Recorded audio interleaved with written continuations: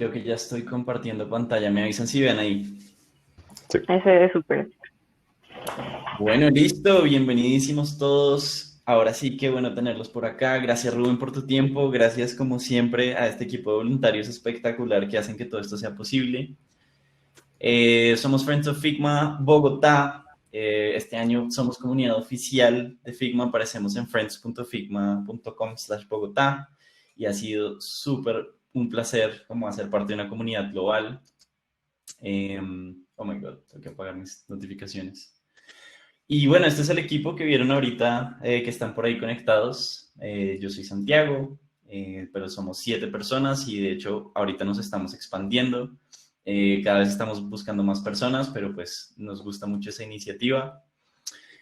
Un poquito de nosotros, somos una comunidad que nació creo que fue en noviembre del año pasado. Empezamos 3 voluntarios y en ese momento, pues como que nuestro propósito era traer realmente como el mejor contenido de Figma. Nadie había empezado una comunidad localmente acá y nos pareció pues bastante interesante como la oportunidad. Nos conectamos, armamos nuestro primer evento y desde ese entonces estamos muy comprometidos con la misión general de Figma, que es básicamente pues volver el diseño una cosa más abierta, accesible y convertirlo realmente en una herramienta de transformación.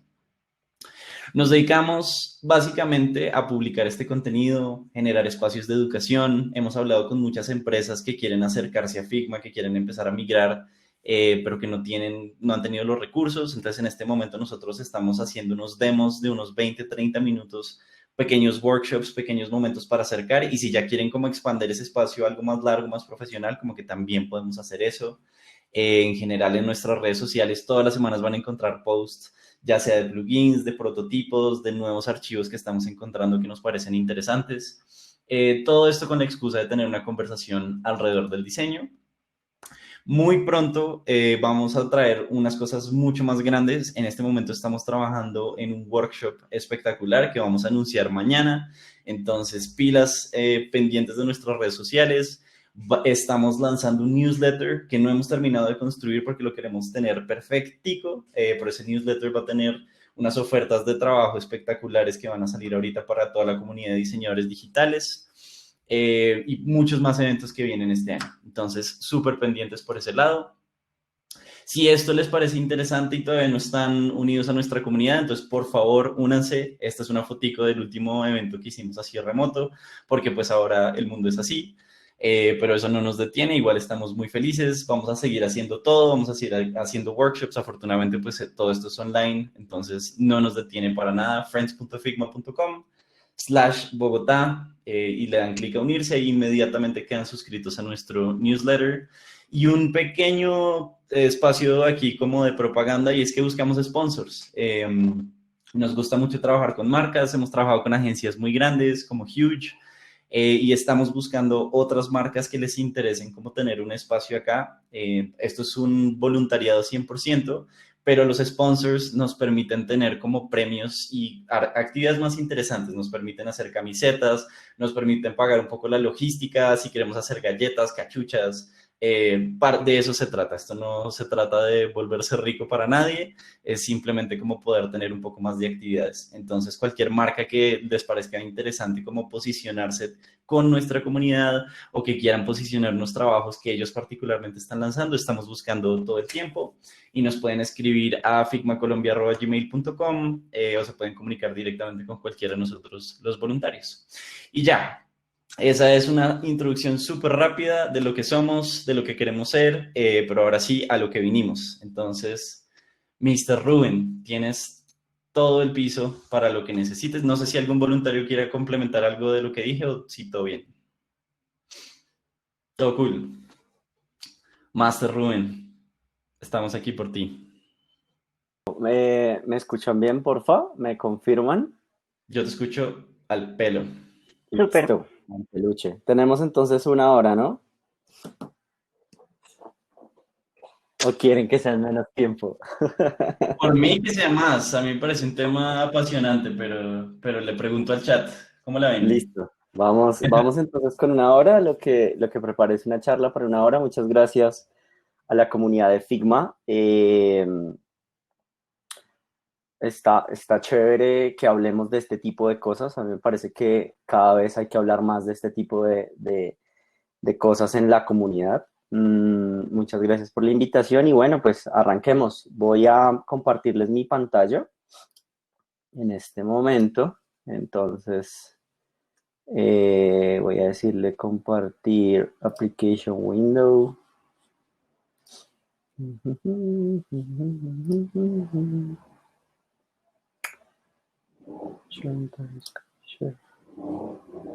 Creo que ya están viendo mi pantalla, ¿cierto? Ahí ya estamos viendo. Listo, y ya ven la presentación, ¿sí o qué? Yes, ahí lo vemos. Listo. Bueno, entonces vamos a empezar con esta charla que se trata de UX Ethics, la delgada línea entre manipulación y persuasión. Hoy el ambiente está un poco más oscuro porque vamos a hablar de cosas muy interesantes, pero también vamos a tocar unos temas pues muy relevantes para el momento que estamos viviendo en la actualidad. Entonces, bueno, yo soy Rubén Ávila. Si quieren compartir en redes esta charla, va a estar chévere para que por favor lo tengan en cuenta. Mi arroba en Twitter, en Instagram y en Facebook es arroba Rubén Ávila H. Entonces ahí pueden compartir todo lo que quieran. Va a estar cool que lo compartan porque creo que a pesar de que hoy estamos, pues estas personas que están hoy, es importante que la comunidad se dé cuenta que estamos hablando de esto. Y además también va a ser importante para limpiar mi nombre, porque en el 2018 el ejército capturó al cabecilla de la subestructura Rubén Darío Ávila del Clan del Golfo y vengo a demostrarles que no soy ningún delincuente, sino soy un diseñador UX. Entonces, si ustedes me ayudan a crear esa reputación online, va a ser aún más fácil para mí. ¿Listo? Pero bueno, chistes aparte, como les contaba, yo soy Rubén Ávila, soy diseñador UX. Esta charla no es apta para personas sensibles porque vamos a entrar al bajo mundo de los patrones oscuros y vamos a tocar algunos asuntos que a veces pues no se tocan, pero yo sí considero que es importante y relevante ver. Ahora estoy de diseñador, acabo de entrar a una gran compañía, pero salí también de otra gran compañía, se llama Wunderman Thompson. Allí estaba como director de experiencia y lo que estaba haciendo era dirigir a un equipo de diseñadores UX, UI y pues hacíamos tareas de service design, de CX y cosas por el estilo. Pero no me voy a detener acá, vamos a empezar a hablar de esta charla que me parece clave, sobre todo porque estas cosas naturalmente pues no se hablan, ¿no? Muchas gracias ahí a UX Charlie por toda la publicidad que nos hizo, porque creo que ahí primero hubo como una confusión y tal, y luego hablamos y pues bueno, si está por ahí conectado, muchísimas gracias, muy buena onda el man. Y bueno, vamos a hablar del lado oscuro, y así como tenemos este gran disco, vamos a empezar a entrar en diferentes cosas que nos conciernen a los diseñadores UX o a los diseñadores UI de interfaz. Y yo creo que para empezar a hablar de esto es importante que ustedes tengan en cuenta por qué nació esta charla. Y cuando yo hablé con Santi, le dije, venga, hablemos de ética en UX y hablemos de patrones oscuros y eso. Eh, Eso nació por una cosa que me pasó personalmente. Las marcas y todo lo que hablemos acá, pues obviamente está quedando grabado, pero la idea es que podamos también hablar de estas cosas y no solamente como darles bate y decirles, oigan, ¿por qué hacen este tipo de cosas? Sino que como diseñadores aprendamos pues cómo se diseñan interfaces o cómo se diseñan experiencias correctamente. Este es un mensaje, un mail que me llegó del Grupo Semana hace ya un tiempito, donde decía, actualiza hoy tus datos y participa por un Audi Q2. Esta es la oportunidad del Grupo Semana. Lo que decía era gracias por pertenecer al grupo de suscriptores de Arcadia, que es una revista muy famosa aquí en Colombia. Tienes la oportunidad de ganar un Audi Q2, participa ahora, pues era el call to action. Y decía el mensaje de abajo, te queda un solo paso, registrar tus datos. Esto pues como un mail normal, pues yo lo pasé como de largo, no quería la Audi Q2, aunque hubiera sido chévere. Lo pasé de largo y simplemente dije, ¿saben qué? No, pues no me interesa tanto eso. Pero luego me llegan otros mensajes y ahora me dice, esta es la oportunidad de participar por un Audi Q2. te queda solo un paso, actualiza tus datos y participar ahora. Entonces ahí ya yo me puse a pensar como, venga, ¿cómo así? ¿Cómo así que actualiza tus datos? Esto quiere decir que yo por ser suscriptor, pues puedo participar por esta oportunidad del Audi. Tengo que actualizar mis datos, entonces ahí empecé a hacerme como una serie de cuestionamientos y si se fijan en la barra de la izquierda, pues hay varios mensajes que son el mismo, ¿sí? Cambiaron pues el copy y ahora decía participar ahora.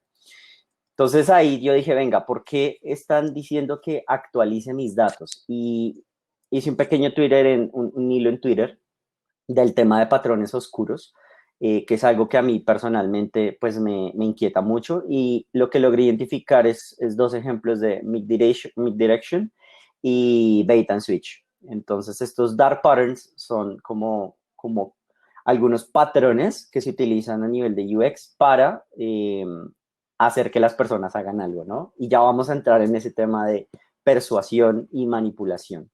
Y el hilo iba como, bueno, me llega un correo diciendo que actualice mis datos, que podré ganarme uno, quien no quiere un auto. Y luego me doy cuenta que hay un mensaje que también dice, ingresa correctamente tus datos, en todo momento son útiles al momento de validar. Y ahí es donde yo me doy cuenta que no es ninguna actualización de datos, simplemente lo que están haciendo es un concurso normal para capturar mis datos con los oscuros. Y entonces yo digo, bueno, es triste que equipos de mercadeo, por ejemplo, hagan este tipo de cosas, pero esto es algo que pasa todo el tiempo y la gente ni siquiera se inmuta. Y ahora más adelante les voy a tirar unas cifras muy interesantes acerca de cómo es el mercadeo de los datos, en especial en Colombia. Y yo sé que hay personas de otros países, pero seguro si los googlean van a encontrar sus datos, cuánta plata valen. Esta no es una charla de Fernando Sabater, Ética para Amador. Yo tampoco puedo decir que soy el adalid de la ética. Yo creo que todas las personas tenemos cosas positivas y negativas. Sin embargo, creo que es importante que hablemos y empecemos a hablar de este tipo de cosas de una manera muy rigurosa y de una manera, si se quiere, sistémica, para poder llevar esta discusión a otros niveles. Yo siento que si empezamos a hablar de estas cosas en las comunidades, como esta, la de Figma, las cosas van a empezar a ir hacia otro rumbo, ¿no? Porque esta es nuestra profesión. Y entonces, a partir de esto dije, bueno, ¿qué pasa si busco persuasión? Y lo que hice fue hacer la búsqueda rápida de Wikipedia y encontrar que pues esa persuasión es la influencia social de creencias, actitudes, intenciones y motivaciones, y tiene otro montón de cosas. Y yo me quedo con esto, es el proceso de guiar a la gente hacia, ¿sí? Eso yo creo que es un poco el tema de la persuasión. Y es, nosotros podemos en un proceso de diseño o en un proceso que estemos haciendo o realizando, guiar a personas hacia que hagan algo, ¿no? Y eso creo que eso es importante porque hay una clara distinción y luego busqué rápidamente manipulación mental. Y entonces encontré que la manipulación se produce cuando un individuo o grupo de individuos ejerce o toma control del comportamiento de una persona o de un grupo utilizando técnicas de persuasión o de sugestión mental. Y aquí hay algo con lo que me quedo de esta definición de Wikipedia de manipulación mental y que creo que es el éxito de esta palabra y es busca eliminar las capacidades críticas o de autocrítica. Y aquí es donde nosotros como diseñadores empezamos a ver, oiga, yo puedo ayudar a que una persona tome una decisión, yo puedo ayudar a que esta persona vaya hacia cierto objeto o hacia cierta compra o haga tal acción o lo que sea y puedo ayudarle o por lo menos intentar persuadirlo para que eso suceda. Pero hay otra cosa que es la manipulación, que es cuando uno, pues utilizando estas técnicas, lo que busca es eliminar la capacidad de crítica, ¿sí? Eliminar el sentido de, oiga, lo que estoy haciendo sí es lo que quiero, oiga, hay un juego mental y estoy entendiendo lo que quiero hacer o no. Y ahí es donde yo creo que esta línea se rompe, ¿sí? Cuando eliminamos esa capacidad de las personas para poder entrar y tomar decisiones, ¿no? Entonces, no sé si han visto esta imagen. Esta imagen es del año pasado, 2019, y es la comparación de un grano de arroz. Yo le coloqué el Tolima, que es el arroz que se produce en Colombia, al lado del computador más pequeño del mundo. Es un computador que hizo IBM y dicen que es el computador, pues que hace procesos de una manera muy, muy, muy rápida. No estoy seguro de qué tipo de procesos, pero sé que es el computador más pequeño del mundo. Y viendo memes, luego me encontré que también tenemos el botón de cerrar el anuncio. Y este tipo de cosas son las que hacen que nosotros nos empecemos a dar cuenta de qué nivel de influencia tenemos, ¿no?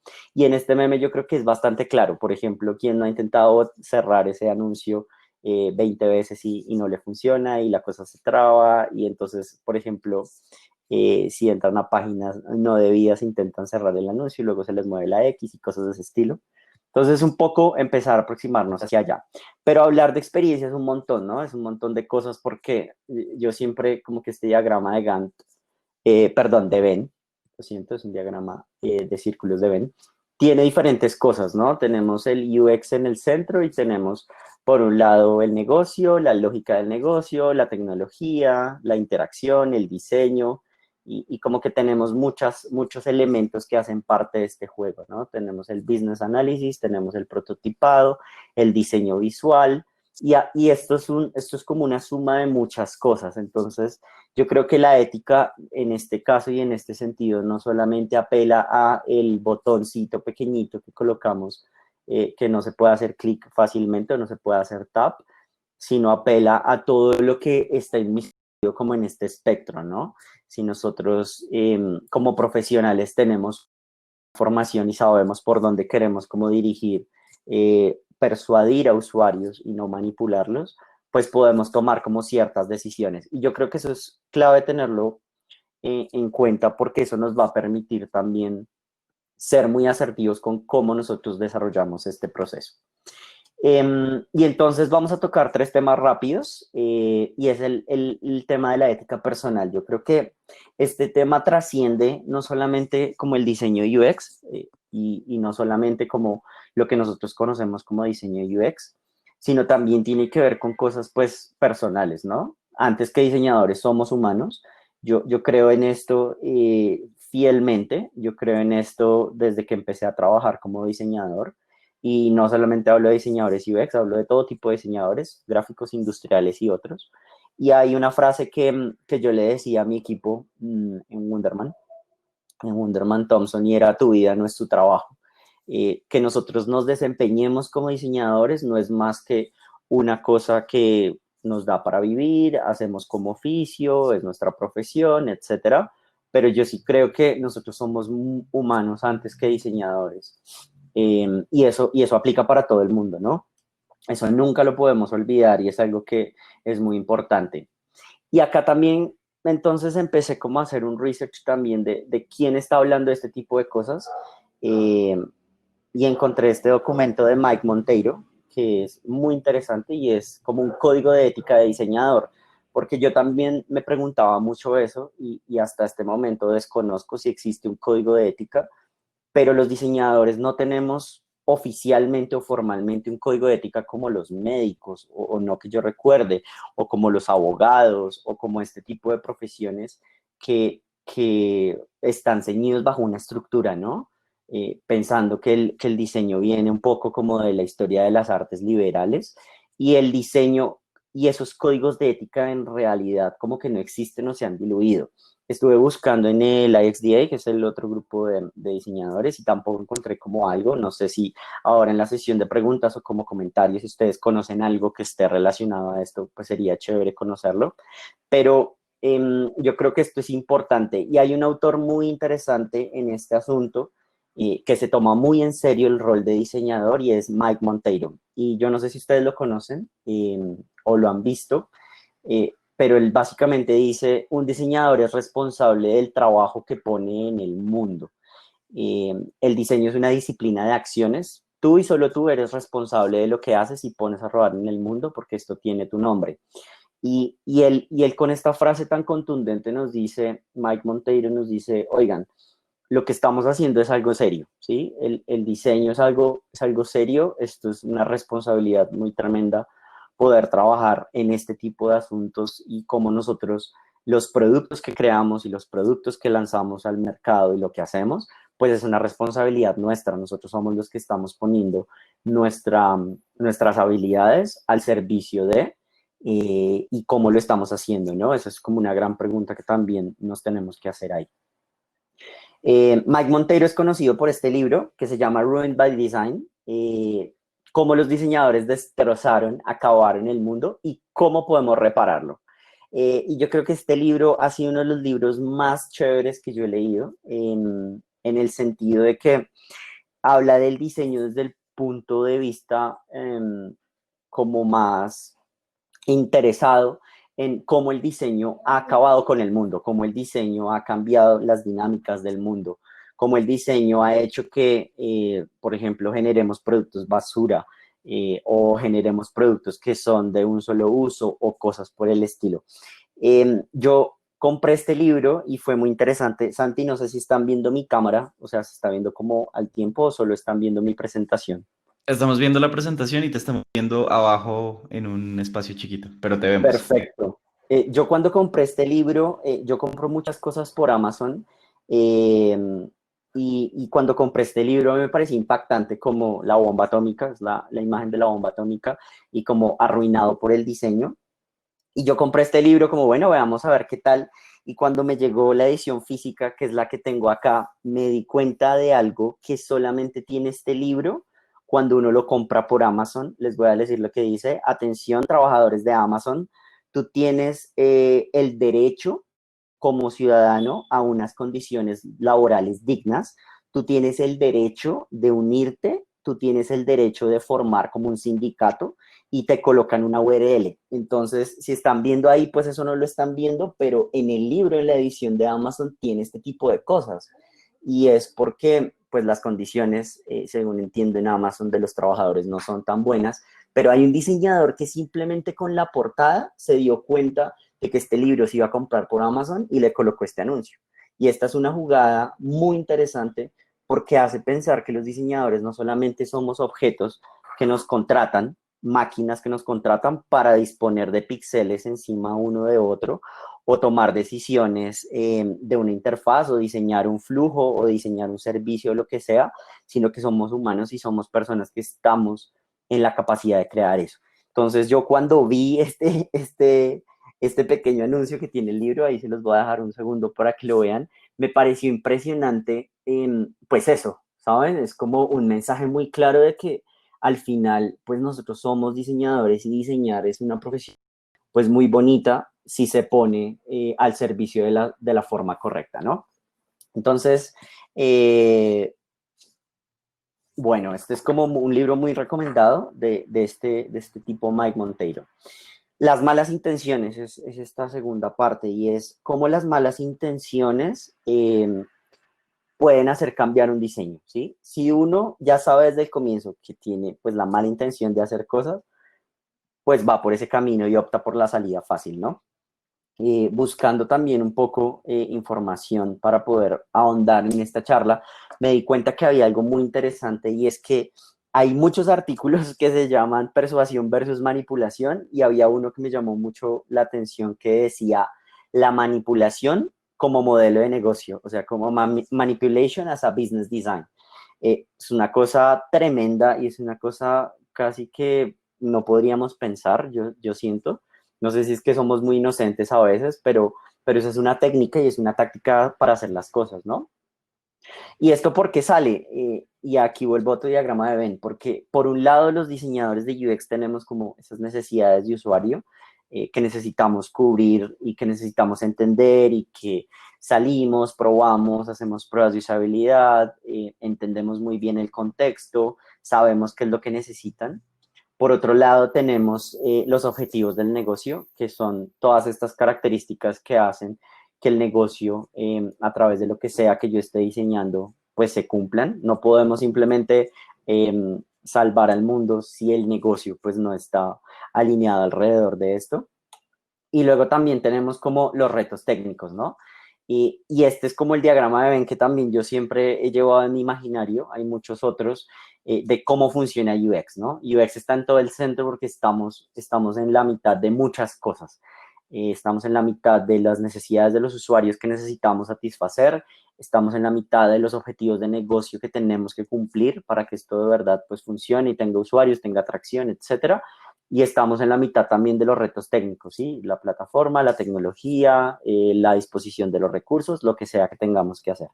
Entonces, si se fijan aquí hay tres cosas muy importantes, estos tres círculos, pero las necesidades de los usuarios y los objetivos del negocio a veces pelean. Y es necesidades humanas versus negocio. ¿Lo que estoy haciendo está bien? Esta es una pregunta que yo siempre me he hecho cuando estoy trabajando en este tipo de tareas, en este tipo de trabajos, y es, lo que estoy haciendo está correcto, o sea, es correcto que yo esté diseñando esto, es correcto, o por lo menos a mí algo me hace ruido, algo no me suena, algo tengo que empezar a reformular, y ahí es donde uno se da cuenta que hay algo que no está yendo por buen camino.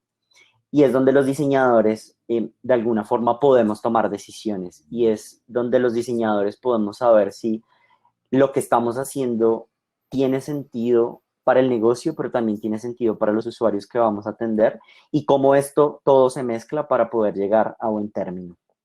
Esta es una pregunta que yo siempre me he hecho y creo que es necesario hacerse todo el tiempo para poder saber si lo que estoy haciendo de verdad es necesario. Degradar e ignorar como objetivo, y esto es algo muy interesante que dice este Leotard de UX Writer en UX Studios.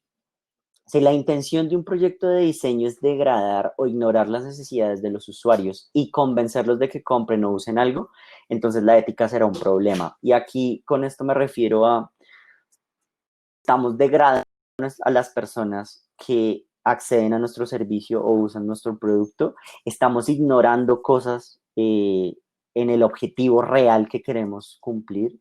Esas necesidades de los usuarios, ¿sí las estamos cumpliendo o estamos simplemente haciendo el research porque es que es una etapa que hay que hacer? ¿O estamos haciendo simplemente el discovery porque es que fue lo que le vendimos al cliente? Ahí es donde yo siento que tenemos que pararnos y pensar, oiga, esperen, lo que están haciendo y lo que estamos diseñando y lo que estamos creando, sí tiene sentido, eh, sí va con un buen objetivo. Y ahí están los usuarios. Yo creo que esa es la máxima meta que podemos hacer, por eso tenemos las pruebas de usabilidad. Yo creo que las pruebas de usabilidad, por ejemplo, en este contexto, nos ayudan a entender muy bien cuáles son esas necesidades de usuarios y quiénes son. Yo creo que solamente hasta que uno se enfrenta a un usuario real y hace pruebas y entiende que él no sabía que este botón era para X o Y cosa, pues pueden desarticular este tipo de tareas. Y yo siento que ahí es donde sí estamos haciendo diseño centrado en usuarios, ¿no? Diseño centrado en las necesidades de las personas, o user-centric design, como naturalmente le llamamos. Y ahí, esa es como la prueba irrefutable de que nosotros sí estamos cumpliendo con un objetivo. Es otra discusión si lo que estamos haciendo son pruebas de usabilidad para validar, pues las malas prácticas para poder obtener los objetivos de negocio, ¿no? Pero esa es otra discusión. Y la buena voluntad, yo creo que ser benevolente en el diseño va a ser muy importante y va a ser muy interesante, porque esto es lo que nos va a llevar a buen término. Y con esto me refiero a todos los procesos que hacemos, como por ejemplo de design thinking o diseño centrado en el usuario. Y comprendemos, observamos, definimos, ideamos, prototipiamos, testeamos e implementamos. Y estas cosas, estas diferentes cajas que seguramente algunos de ustedes conozcan, puede que algunos no, son las que nos llevan a de verdad crear productos para personas, y crear productos para personas, entender las necesidades y darles la solución de una forma correcta, no debería reñir con los objetivos del negocio. Y eso es algo que yo tengo claro desde siempre. Hay que entender muy bien también cuáles son los objetivos reales del negocio y a qué es lo que queremos llegar para poder hacer un diseño de experiencia correcto o no. Pero inclusive esto se queda corto. Yo el día de ayer o antier, no sé si también ustedes lo pudieron ver, me pareció algo supremamente interesante, y fue la discusión con este viejito amoroso que tantos queremos. Yo no sé si lo conozcan algunos o algunos no. Este señor se llama Don Norman, y Don Norman es básicamente el papá del término UX, o una de las personas pues que acuñó el término. Trabajó en Apple en los 80s y es el creador de otro de mis libros favoritos y que debe ser un referente para ustedes, el de Design of Everyday Things, o el diseño, el diseño de objetos cotidianos, creo que se llama en español. Y fue una discusión muy interesante acerca de cómo el diseñador puede como hacer el push forward, puede llevar a la humanidad más adelante, puede llevar a la humanidad más a ser de verdad humana, ¿no? A resolver los problemas reales. Porque claro, cuando nosotros obtenemos o usamos las metodologías de diseño centrado en usuario para resolver problemas de humanos, pues está una chimba que podamos hacerlo porque estamos ayudando pues a crear un producto, pero ¿qué pasa si esa creación de ese producto que estamos haciendo va a atentar de alguna forma contra la humanidad o alguno de los principios que, por ejemplo, a nosotros nos atañen, ¿no? Por ejemplo, yo recuerdo mucho pensar en que yo nunca quería trabajar en diseño con cosas que afectaran o que estuvieran en contra de mis principios. Y eso fue algo que yo siempre mantuve, pues personalmente, ¿saben? Y eso yo creo que también trasciende un poco el tema de la ética. No solamente se trata de yo soy este y quiero diseñar este tipo de cosas, sino como diseñadores, cómo nos paramos en la raya y si tenemos que diseñar algo que no queremos diseñar porque está en contra de nuestros principios, pues hacemos algo que se llama objeción de conciencia. No sé si algunos de ustedes conocen este término, pero básicamente la objeción de conciencia es hacer resistencia o oposición a algo que me quieren imponer o a algo que tengo que hacer cuando va en contra de mis principios. Yo, por ejemplo, pienso que nunca diseñaría cosas que tengan que ver como con maltrato a animales o cosas de ese estilo. Por ejemplo, corridas de toros, nunca con cosas que tengan que ver con violencia o armas o cosas de ese estilo. Entonces, ¿saben? Ese tipo de cosas también lo ayudan a definir a uno como diseñador. Volviendo a este viejito amable, que ya está bastante canoso, hay algo que a mí me llamó mucho la atención y fue su pin. Yo no sé si se dieron cuenta del pin que él tenía las personas que de pronto estuvieron en esta charla, pero era un pin que contenía el logo de lo que se estaba hablando en la charla y son los objetivos de desarrollo sostenible. Yo no conocía los objetivos de desarrollo sostenible y quisiera andar un poquito acá para poder darles también como mi visión acerca de qué significa diseñar con unos objetivos claros. Y si nosotros lo que estamos haciendo, o por lo menos ustedes no tienen un referente, este puede ser un referente a la hora de tener o por lo menos crear diseños éticos, ¿no? Entonces son 17 principios que se trazaron hasta 2030. Esos principios, todos los países que hacen parte de las Naciones Unidas, si mal no estoy, tienen que cumplirlos o la idea es que los cumplan. Son fin de la pobreza, hambre cero, salud y bienestar, educación de calidad, igualdad de género, agua limpia, energía asequible y no contaminante, trabajo decente y crecimiento económico. El 9 es industria, innovación e infraestructura, reducción de las desigualdades, ciudades y comunidades sostenibles, producción y consumo responsable. Creo que se nos pega bastante.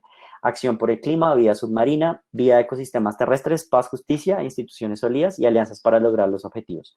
Esos son los 17 objetivos del desarrollo sostenible y por qué los quería tocar y me parece que es clave para esta charla, porque al final esto es el tipo de cosas que a mí me parece que a nosotros nos deberían de alguna forma regir como diseñadores, más allá de simplemente el diseño de la pantalla o el diseño de la experiencia o el diseño de la arquitectura de información o lo que sea que vayamos a diseñar o el producto físico, el hardware, lo que sea, deberíamos tener unos mínimos y yo creo que estos mínimos son claves a la hora de poder entender cómo la humanidad puede avanzar.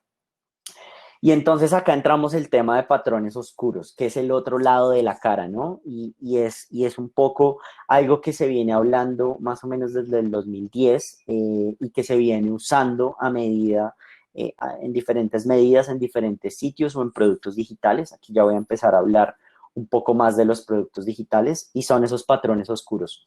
Esos patrones oscuros o dark patterns, como son conocidos, es esta parte de la presentación que no está apta para mentes que se puedan desequilibrar fácilmente. ¿Por qué? Porque vamos a empezar a hablar de bestias y de cosas bastante dark. Yo creo que por eso hoy también me puse la camisa negra, porque hay que entender muy bien cuáles son estos patrones para poder ver en dónde estamos fallando, en qué estamos haciéndolo bien y cómo podemos avanzar como diseñadores y cómo también podemos pues hacer que nuestros clientes o el trabajo que sea que desempeñemos vaya pues bien o vaya mal. Porque al final, si ustedes se ponen a pensar, los diseñadores somos solamente una parte de una gran cadena. Y yo no sé si habían visto esta imagen, este es el Baphomet. Y el Baphomet es como una representación un poco de la cultura cristiana, donde tienen como la maldad y está representada a través de una cabra, como con cuerpo humano y bla, bla, bla, bla, bla, bla. Pero yo no sé si se han fijado en este detalle tan interesante en medio de como de este símbolo de infinito, donde hay como una cruz invertida, y es que ahí dice Dark Patterns, y ahí están condenados todos los diseñadores de UX que cumplen con estos patrones y no son éticos. Así que los invito a que no sean parte de esto y empecemos a revisar cómo funcionan esos patrones oscuros. Entonces, esta presentación y de aquí en adelante estuvo muy basada en el website de darkpatterns.org y en testingtime.com. Si quieren revisar más información alrededor de esto, hay pues bastante más información en estos websites. Sin embargo, hoy vengo a contarles también un poco como cuál ha sido mi experiencia con productos que yo uso, con cosas que vienen pasando en el diseño, por ejemplo, de interfaces o en el uso de las interfaces. Y con algunos otros que sí son dificilísimos de encontrar. Entonces, estos patrones son más o menos 10, 12, vamos a irlos viendo uno a uno. Si quieren ir tomando notas o si quieren ir haciendo preguntas en el chat y el equipo pues de Figma puede ir como capturándolas para ahorita empezar a hacer como toda la discusión, va a estar bien interesante. Incluso si ustedes identifican alguno de estos patrones dentro de alguna interfaz que ustedes vieron, usaron en la última semana, lo que sea, anótenla y nos van contando para poder también cómo construir alrededor de esto. ¿Listo? Entonces, bueno, estos patrones oscuros fueron pues como desarrollados, estos fueron como descubiertos, no sé si la palabra es descubrir, más bien como visualizados Como por este man identificado. Harry Brignull, es cabeza de User Experience Innovación en Smart Pension, y él fue en el 2010 quien hizo como esa primera identificación de estos patrones oscuros. Yo quise hacer una traducción al español como lo más cercana posible, sin embargo, los dejé pues en inglés, ¿no? Entonces, bueno, vamos con el primero, preguntas trampa. O tricky questions o trick questions. Y esto se identifica mucho en productos digitales cuando tenemos preguntas que parecen estar redactadas correctamente, pero están trampeadas.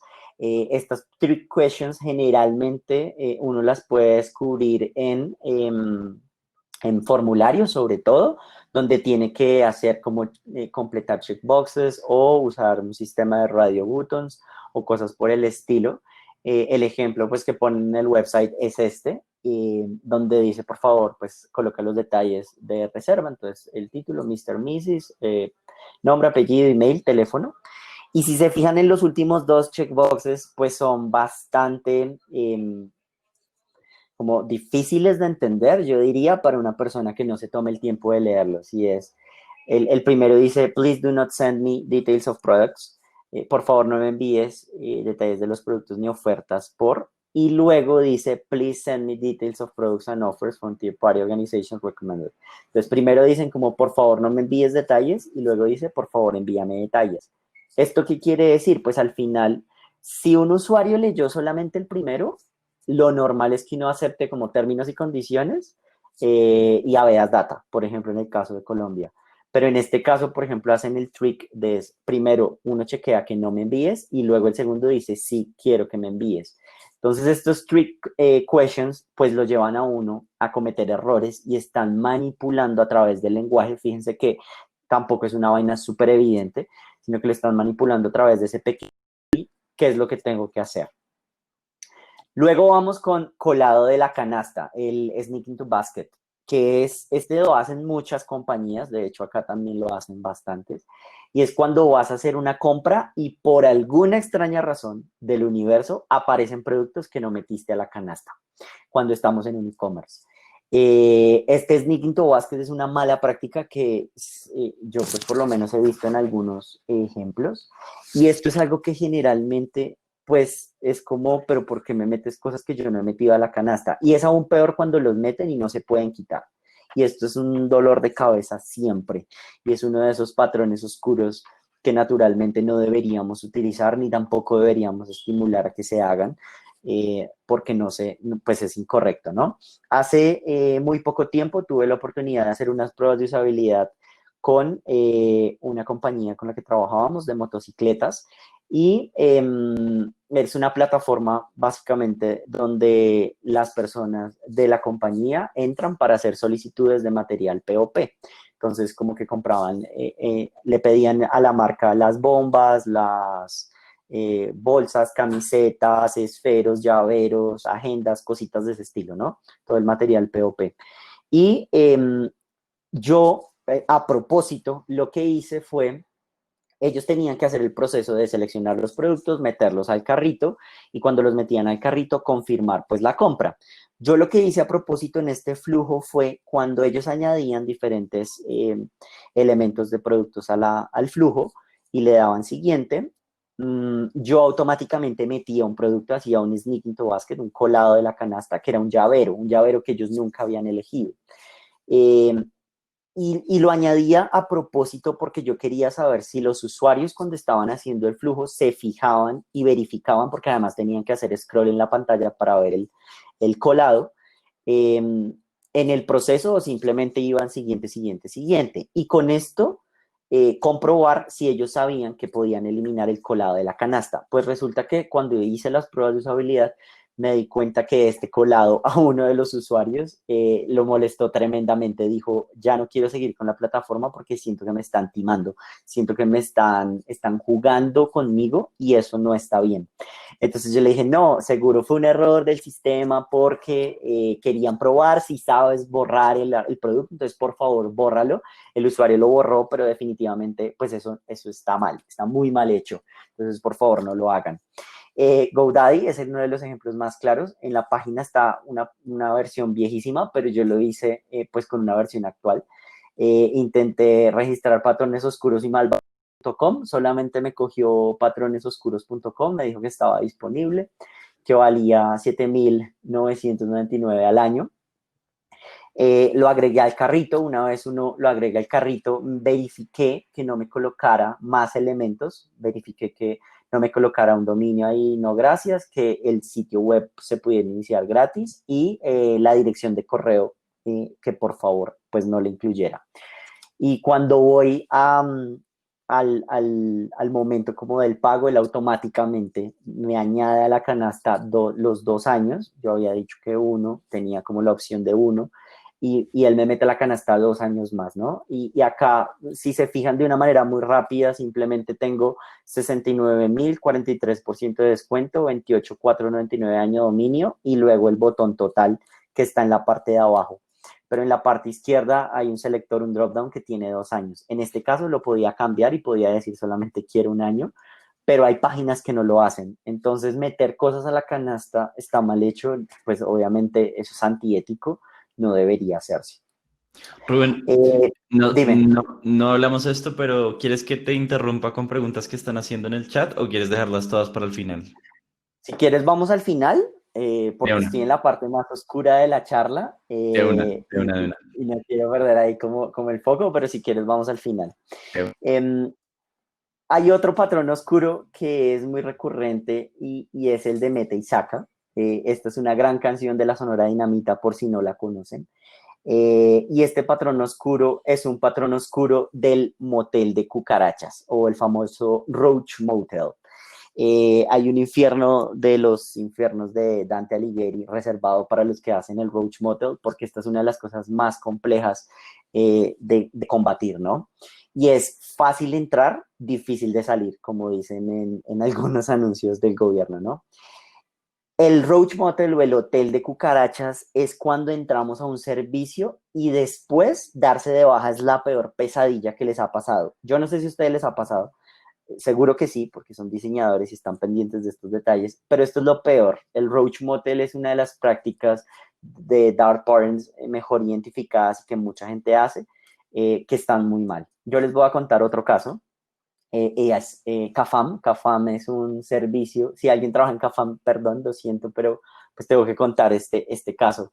CAFAM envía unos mailings donde envían como publicidad. CAFAM es básicamente la caja de compensación, una de las cajas de compensación privadas que le ofrecen a muchos empleados. Ellos tienen como diferentes beneficios, tienen, no sé, gimnasios, vacaciones, descuentos porque compres en sus tiendas, etc., etc., para las personas que no conocen CAFAM. Y ellos pues lanzan estos boletines y estos boletines pues les llegan a uno al mail y abajo, si se fijan en la parte de abajo, dice como el típico mensaje, si no quieres seguir recibiendo nuestros correos, haz clic aquí. Pues no sé qué se están imaginando cuando uno hace clic ahí, pero básicamente lo lleva a un 404. La página no se encuentra y no hay una forma en el website para poder identificarlo. Entonces, para poder darse de baja de este servicio de CAFAM, una caja de compensación de la cual yo ya no hago parte, cuando decidí pues ya no hacer parte, dije como vengan, movámonos, ¿qué tenemos que hacer? Pues básicamente para poder salir de su sistema de correos tenía que enviar una carta, entrar a una plataforma, llenar un formulario súper complejo. Esa carta se demoraba como 15 días hábiles, una cosa así. Esos 15 días hábiles pasaron, luego me envían la carta de que ya fui dado de baja en el servicio y aún así después de haber hecho hace más o menos esto, hace 6 meses me siguen llegando mensajes de ellos. Entonces, pues esto es el famoso Roach Motel o el motel de cucarachas y es básicamente, fue muy sencillo que tú les dieras tus datos a ellos para que te registraran en la plataforma, pero ha sido una pesadilla que me sigan llegando correos de ellos, porque además son súper repetitivos y súper insistentes, hay cero valor en lo que ellos envían. Luego está otro patrón oscuro que se llama privacidad Zuckerberg o privacy Zuckering y tiene que ver con todo este tema de Facebook, Cambridge Analytica, cómo nos capturan los datos y cómo hacen que esos datos pues sean comercializados, ¿no? Entonces te engañan para publicar mucha más información de la que en realidad querías dejar. Y el caso típico es Facebook y Cambridge Analytica. Esto pues también es una pésima idea, a pesar de que el negocio no lo exija, ¿no? Y eso es algo que también es importante saber hasta qué punto nosotros necesitamos información de usuarios y hasta qué punto necesitamos saber esa información, cómo la vamos a usar. Y entonces hice una grabación de cómo después, esto es muy reciente, esto es de hoy, de cómo funciona el sistema de settings y privacy en Facebook. Yo no sé si ustedes recuerdan, pero era una pesadilla. Ahora es mucho más sencillo. Yo creo que esto también está pensado para que las personas, por ejemplo, puedan cambiar su información y compartir su información personal de una manera mucho más rápida. Acá en este caso, pues es mucho más sencillo a través de la navegación que se hace poder hacer esto. Pero antes Facebook tenía un montón de elementos que no eran necesarios para toda la navegación y que hacían difícil poder controlar la privacidad de los usuarios y todo el tiempo te estaban pidiendo cosas, ¿no? Yo recuerdo, yo no uso mucho Facebook, yo no soy fan de Facebook, tengo un Facebook porque básicamente alguna vez lo necesité para conectar unos servicios de una aplicación, pero ya, o sea, no, o sea, es como que está mi cuenta, no tengo amigos y solamente me pueden añadir amigos de mis amigos y solamente me pueden ver amigos de mis amigos, pero no tengo ni un amigo, es así de sencillo. Y esto tiene que ver con que ellos todo el tiempo te están pidiendo datos y se venden sus datos, ¿no? Pregunte aquí cómo son. Eso era un poco lo que les contaba al comienzo. Yo quise averiguar cuánto valen mis datos y yo creo que esas cosas uno a veces ni se las pregunta. Yo soy un diseñador UX, un diseñador de interfaces, pero ¿a quién le estamos dejando la responsabilidad de estas preguntas? Algo que yo también le decía a mi equipo y todo el tiempo lo estoy diciendo y es, yo siento que las personas de UX o las personas del equipo de experiencias son las personas que hacen las preguntas incómodas, punto. Y eso hay que decírselo al cliente, o sea, sabes, como yo te voy a hacer preguntas incómodas, tú por qué quieres esto, tú para qué quieres este dato, tú qué vas a hacer luego con esto quién lo va a almacenar, tú ya tienes un sistema o política de privacidad para almacenar esos datos, esas cosas nadie las pregunta, o por lo menos nadie normalmente las hace. Yo siento que el equipo de experiencia tiene que hacer esas preguntas. Y entonces, simplemente hice una búsqueda de cómo comprar información por internet y me encontré esto de un medio que naturalmente no consulto y no sé qué tan veraz sea la información, pero es un medio muy reconocido en Colombia. Eh, Le dicen Radio Casa Nariño, ahí los que viven en Colombia entenderán el chiste. Y es una de las opciones que se ofrecen en la Deep Web o en la Dark Web, la web profunda, es 5.000 registros con información básica con un valor de 6 millones de pesos. Eso es más o menos $2.000, $2.200, algo así. Lo que quiere decir que los datos de cada persona valen 1.200 pesos. O sea, el dato de una persona en Colombia de las bases de datos que se venden al mundo, pues a las personas que las quieren comprar, cuesta menos de $1, cuesta la mitad de $1, más o menos. Pero el monto aumenta dependiendo de los detalles de la información que se incluya. Otra oferta asegura valer entre 19 y 27 millones de pesos por la información de 20,000 personas, es decir, 1.350 pesos por persona. Buscamos en Colombia, pero las mismas personas ofrecen datos en cualquier país y siempre se paga pues con criptomonedas, ¿no? ¿Qué información incluyen? Por ejemplo, en el caso de Colombia, incluyen nombre, apellido, correos, números telefónicos, incluía algunos incluso números de seguro social, puntajes de Sisbén, EPS y todas las cuentas que han sido expuestas de esa persona. Entonces, fíjense, el tema de los datos y el tema de la información es una cosa sensible, es una cosa que nos corresponde como diseñadores y nosotros tenemos que hacer un formulario y diseñar un formulario, tener por lo menos en la cabeza esta información que estoy recapitulando, que estoy haciendo, el cliente va a hacer un buen uso de esa información. Yo sé que esas cosas a veces se salen de nuestras manos, pero es importante por lo menos preguntárselo ustedes mismos, ¿saben? Tengo que diseñar este formulario con 100 campos, pero esos 100 campos en realidad el cliente sí los necesita para registrarse en la plataforma, para probar un servicio, no sé. Seguro que si buscan esto en sus países van a encontrar información. Me pareció muy triste que los datos de un colombiano valgan 1.200 pesos, no sé. Yo pensé que valía un poco más, pero pues parece que no. Bueno, el otro patrón oscuro, ya para ir cerrando la charla, es prevención de comparación en precios o el Price Comparison Prevention, y es cuando es difícil comparar los precios de los productos, entonces no se pueden tomar decisiones correctas informadas. Esto es algo que, por ejemplo, hacen mucho los e-commerce. En el caso de Colombia encontré este ejemplo. Aquí es donde los usuarios sacan calculadora y empiezan a pensar, ¿será que la libra de tomates es más barata o los compro separados? ¿Será que los peso? ¿Será que en la otra canasta están más baratos? Encontré esto, este ejemplo es del Éxito, una página bien reconocida, donde tenemos unas manzanas en una bolsa que dice verde y no sabemos cuántas manzanas vienen. Dice gramo a 9 pesos y el valor total es 9,000. En el centro tenemos unas manzanas que dicen manzana frescampo por 800 gramos, pero tampoco sabemos cuántas manzanas vienen. Y el gramo es a 8,31 pesos. No sé esos 31 pesos cómo los calculan, pero cuesta 0,31, así no tengamos monedas de esos valores. Y unidad a 10.800, manzana gala, bandeja 6. Entonces, fíjense, puede que sea sencillo hacer el cálculo de el gramo es a 9 y valen 9,000, o sea que vienen ¿cuántos gramos? En el caso del centro, el gramo es a 8,31 y vale 6.650, entonces, ¿cuántos gramos vienen?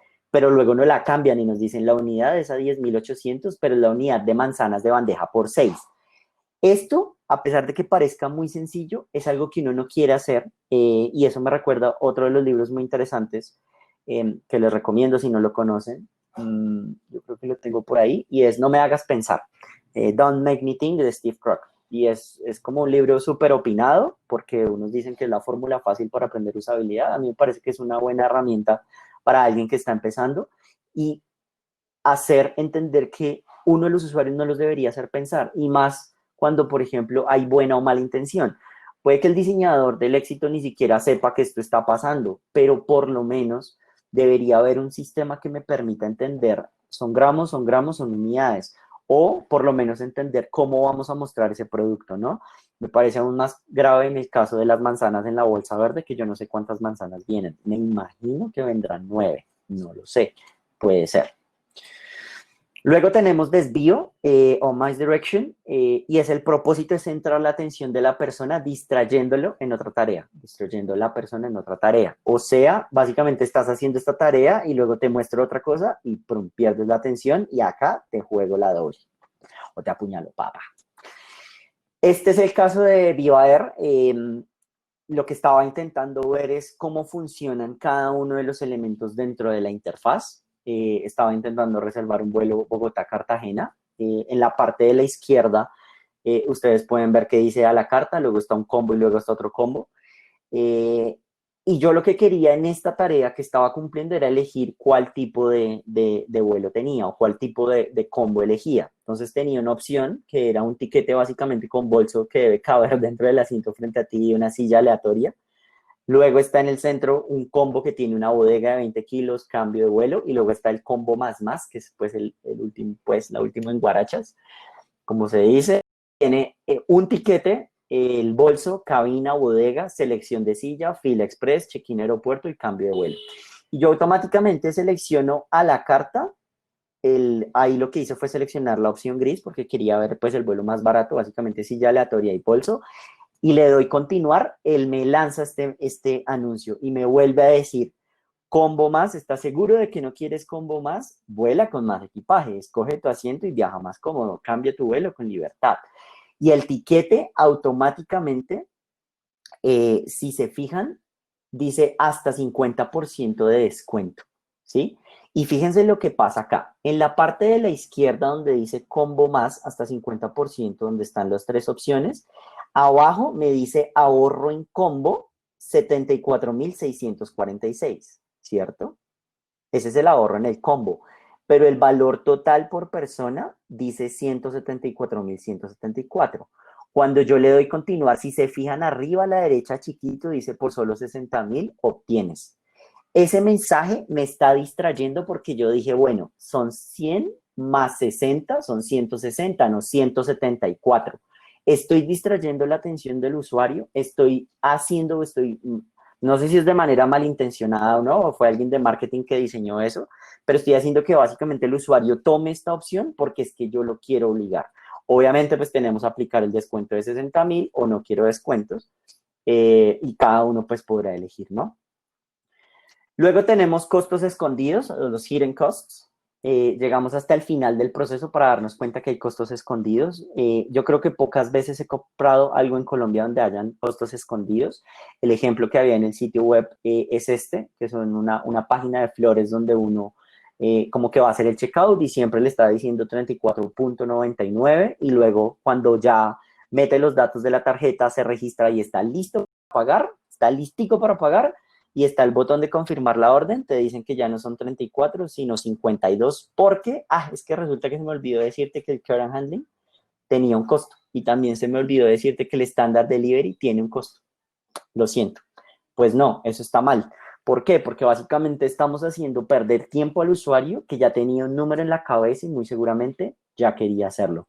Eso, por ejemplo, lo hace Amazon mucho y a mí me molesta porque Amazon lo hace todo el tiempo y es para tú poder saber el precio final de un producto, tienes que añadirlo al carrito, pasar por la fase donde dicen que es envío para Colombia, estar listo para pagar y ahí sí te dan todo el discriminado. Cuando estás eligiendo en la fase de productos no te dicen todo completo.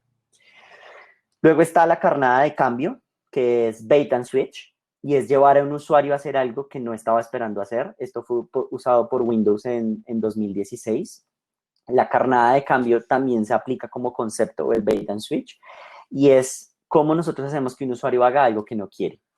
Este era el mensaje que le aparecía a los usuarios que tenían Windows 8 o Windows 7 y era una actualización a Windows 10, supuestamente.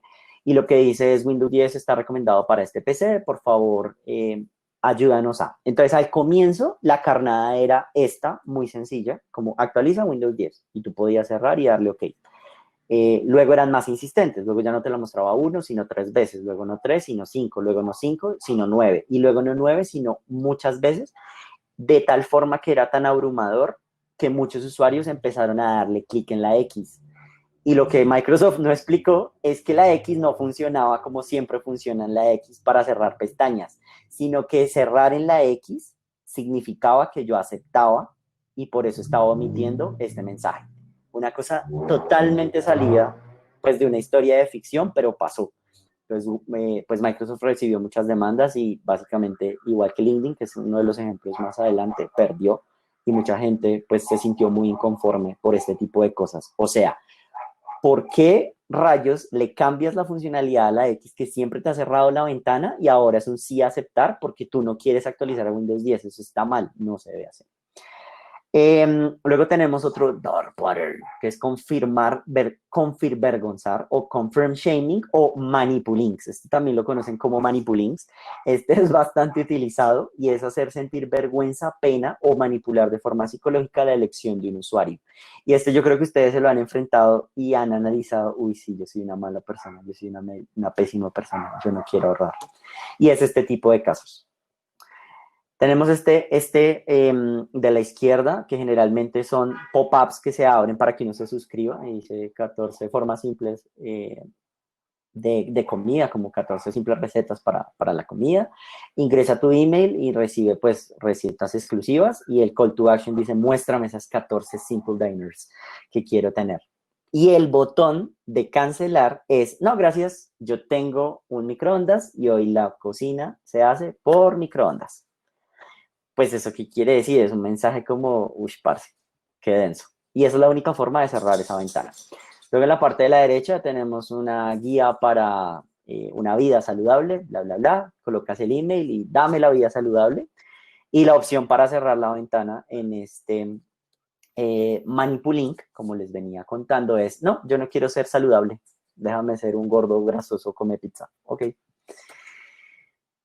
Luego tenemos anuncios disfrazados, que son los disguised ads, y los anuncios disfrazados de contenido que buscan engañar a los consumidores con ofertas de contenido. Este, por ejemplo, pasa mucho en páginas donde uno descarga software, o por lo menos sus mamás o sus abuelas o sus tías que no saben cómo descargar Slack, pues van y colocan descargar Slack y el primer enlace que les aparece es Softonic o no sé qué Tonic y entonces ahí le hacen clic y ¡pum! Toma tu virus o Softpedia, como en este caso. Entonces, como descarga ahora, gratuito, solo 3 pasos, download cleaner, no sé qué. Yo no sé si a ustedes les pasaba, estuve buscando esa herramienta que me volvió loco, que decía que por favor métele candela a tu Mac que está muy lento y te aparecían cosas y brillaban y de todo. Eso es el tipo de cosas que nos muestra este tipo de patrón oscuro que no deberíamos tener. Luego tenemos continuidad forzada o forced continuity y es cuando se acaba el espacio de free trial y empiezan a cobrar en la cuenta sin notificarnos a los usuarios o sin notificarnos. Y es, te forzo a que continúes con esto y no me importa porque tú ya metiste la tarjeta de crédito.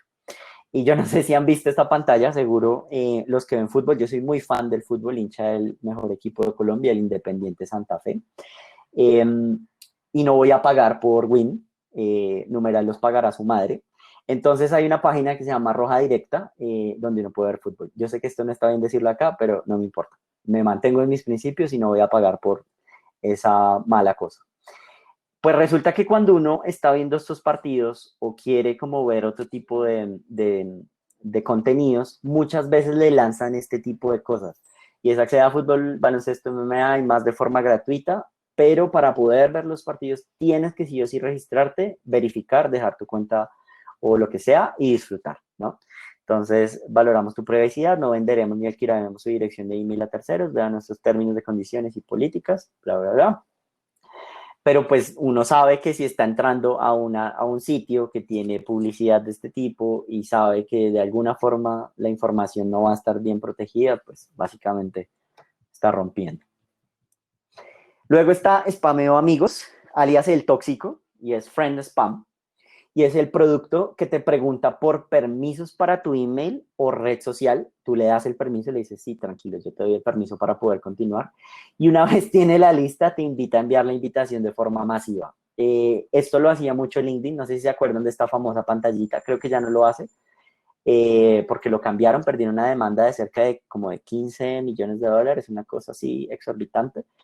Y era, para poder continuar, uno necesitaba pues como colocar el correo, darle continuar. Hay un botón de skip gris que rompe todas las leyes de accesibilidad. Estoy seguro que si uno lo pasa por un medidor de accesibilidad, ese fondo y ese texto no pasan. Y luego le decía selecciona, no, uno le podía decir quiénes le quiere seleccionar o a cuáles le va a enviar. Y le decía pues añadir a la red y esto pues empezó a enviar un montón de spam y spam y spam y spam. Y el Y man la gente se seleccionaba empezó a quemar. todos por default. Exacto. Era Entonces re era grave. como, uy, qué gonorrea, ¿por qué me hacen esto? Entonces, pues básicamente LinkedIn perdió una demanda con usuarios en Estados Unidos que lucharon pues en contra de esto y básicamente creo que ahora ya no lo hacen, no estoy seguro, pero bueno, ese es un patrón oscuro que no deberían utilizar, es el spameo amigos o el tóxico. ¿Qué podemos hacer? Esta página ethical.net es una página que tiene alternativas éticas y recursos éticos. No es necesario pues cambiarse. Yo no soy de la política de salgámonos de WhatsApp y vámonos a Telegram como un amigo que por ahí nos puede estar viendo, sino más bien soy como de, venga, veamos qué otro tipo de alternativas tengo yo y qué puedo usar. Por ejemplo, en alternativas de productos de los cuales podemos aprender y que hacen las cosas bien y que de alguna forma como que son mucho más éticos, tenemos a Firefox como un embajador indiscutible. Yo creo que todos acá alguna vez utilizamos Firefox, si no es su navegador en este momento. Que sabemos que es una fundación, que está hecho por Mozilla, que es súper non-profit y que están de verdad en la defensa de los ciudadanos, de los datos, de qué hacen con la información, de cómo envían la seguridad y eso. No quiero decir tampoco que son pues los reyes de, pero es una alternativa que tenemos a este navegador de muchos colorcitos que vende nuestra información y se lucra y ahora es que tiene un sistema operativo. Tenemos Brave, por ejemplo, que es otro navegador que yo he venido usando y funciona bastante bien. Está basado como en toda la plataforma de WebKit y eso, es bastante chévere. Y estas herramientas no son más que un ejemplo de que sí podemos crear productos o sí podemos crear servicios o sí podemos crear startups o productos digitales o aplicaciones o lo que sea que estén pensando, que son éticas, que podemos hacer, que hay otra forma de hacer las cosas y no es necesario recurrir a los patrones oscuros para esto. De hecho, en ethical.net pueden encontrar en la lista de la derecha, en el menú, que además no es accesible, son 2 barras, entonces como no, dime que es un menú, no me hagas pensar. Navegadores, buscadores, servicios de email, analytics, web hosting, mensajes, Office, lo que sea. Por ejemplo, en Messaging, pues nos muestran algunos productos como Signal, como Zoom, como Yami, Riot, Delta Chat, Silence, Briar, que no son tan conocidos, pero de alguna forma sí nos pueden servir también para entender cómo se crean productos que son productos de buena calidad y que son productos que de alguna forma, pues por lo menos están trabajando por ese proceso ético, ¿no? No quiere decir que nos volvamos embajadores pues, de esos productos, pero sí se trata un poco de entrar, revisarlos, ver qué hacen, ver cómo lo hacen, ver sus políticas. Esta gente tiene muy claros sus principios y entonces, última parte, ¿cómo hacemos diseño UX ético en solo 5 pasos? ¿Cómo ponemos esto en práctica? Porque ya les conté patrones oscuros, hicimos la recapitulación completa de, pues, que más allá que diseñadores somos personas, vimos diferentes ejemplos, pero ¿cómo podemos hacer esto en 5 pasos y que de alguna forma tengamos claro que lo que estamos creando es correcto y por lo menos nos preguntamos si esto que se hace está bien? 1, proyectos correctos. Yo creo que somos responsables moralmente de nuestro trabajo. Si tenemos la responsabilidad de trabajar en esto, seamos pues consecuentes con nuestras acciones y nuestros actos. Yo creo que un proyecto que desde el comienzo uno sabe que tiene unas buenas intenciones y lo que busca es cosas positivas o por lo menos, bueno, monetizar, pero monetizar de la forma correcta o hacer cosas correctas, pues no permitamos limitaciones innecesarias, invasión de privacidad y hacer perder el tiempo a los usuarios, ¿saben? Las plataformas que, pues, dentro de lo que estuve revisando, plataformas que utilizan patrones oscuros, obviamente crecen muy rápido, escalan muy rápido, tienen unas cifras increíbles, pero al final esto en el tiempo, pues, no está bien reflejado, ¿saben? Son más las demandas, la cosa política de que te van a buscar, van a ir con abogados, seguramente van a encontrar el quiebre, etcétera, etcétera. Entonces, como que hagamos que estas cosas pasen. 2, múltiples opciones y es permitan a sus usuarios navegar y sentirse seguros con lo que hagan en el producto. No le coarten la libertad ni permitan que otros lo hagan. No deben haber opciones por defectos ni campos prellenados. Yo creo que aquí la transparencia es la clave. Dejen que sus usuarios sean libres. Si ustedes quieren que cumpla un flujo, está perfecto y está chévere que lo hagan porque para eso diseñamos la experiencia, pero no lo coarten. O sea, como que si no haces clic no sé, el anuncio de consigue libros gratis y el texto es no quiero ser inteligente o cosas de ese estilo, pues eso está mal, ¿no? Entonces intentemos que los productos pues tengan opciones para poder navegar. Esos patrones oscuros no están bien. 3, explica qué pasará. Yo creo que ser claro con los mensajes y darle a entender al usuario lo que pasará cada vez que toma una nueva opción o una nueva decisión le dará mucha más credibilidad y transparencia a los siguientes pasos de un flujo. Y esto hace que los pasos sean claros, que las explicaciones sean sencillas y sin aderezos, lo que es lo que hay, what you see is what you get. Y la prevención de errores, ¿no? Que es una de las heurísticas de Nielsen, si no las conocen, es muy importante. Hagamos que nuestros usuarios de alguna forma entiendan muy bien qué es lo que va a pasar más adelante, no les escondamos cosas.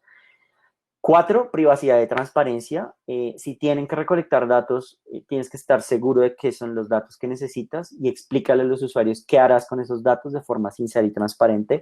Yo siempre, por ejemplo, que tenía que diseñar algún objeto de una interfaz gráfica que tenía los términos y condiciones y las políticas y el enlace, yo lo que hacía, y eso es una práctica que yo personalmente pues hago y me gusta, es decirle al usuario como no es necesario que leas todas estas políticas, ten en cuenta estos 5 puntos, ¿sí? Y estos 5 puntos tienes que entender qué es lo que estás aceptando cuando hablamos.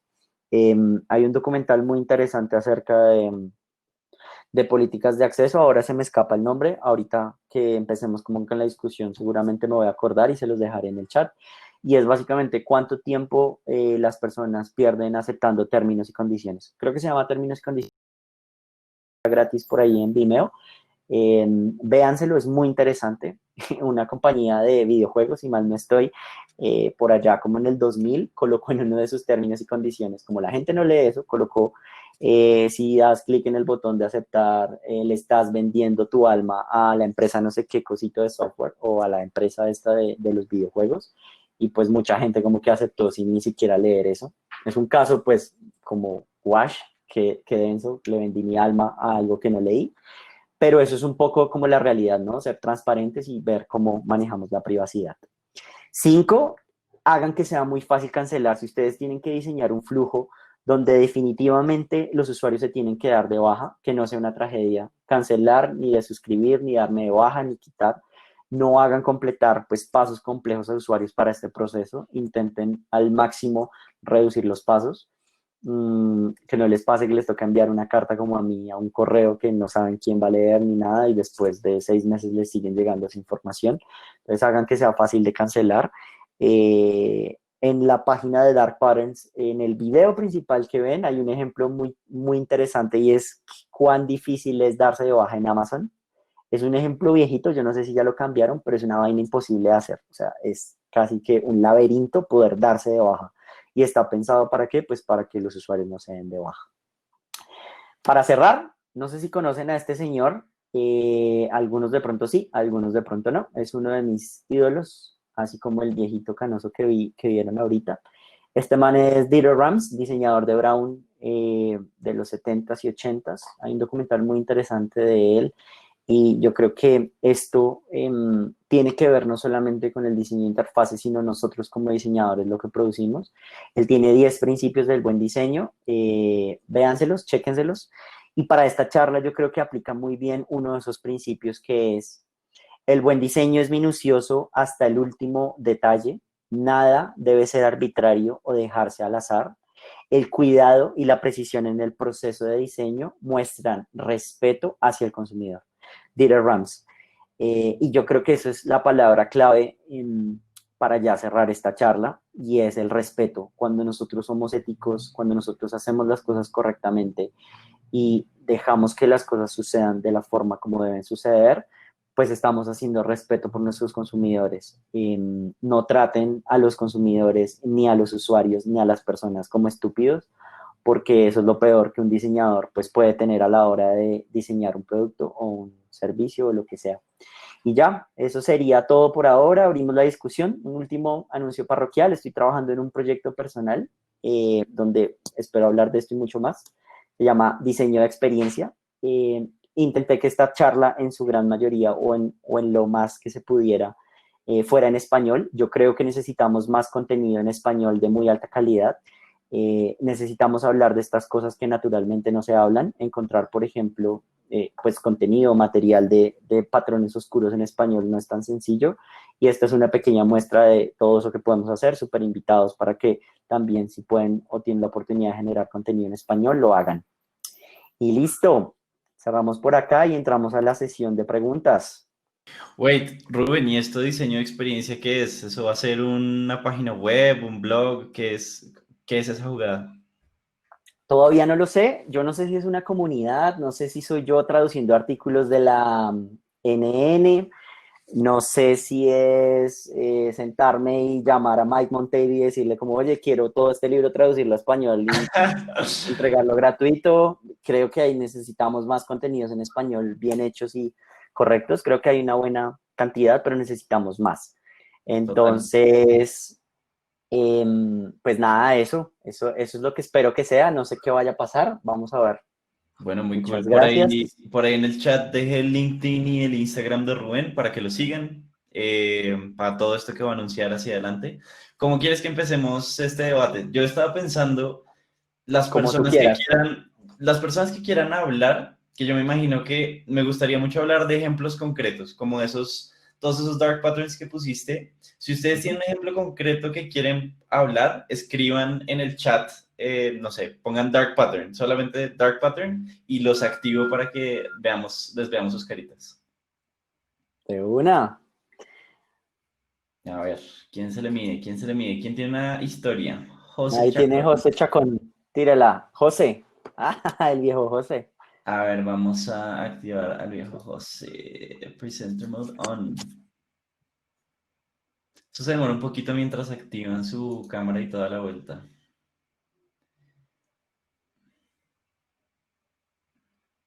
Hágale, José.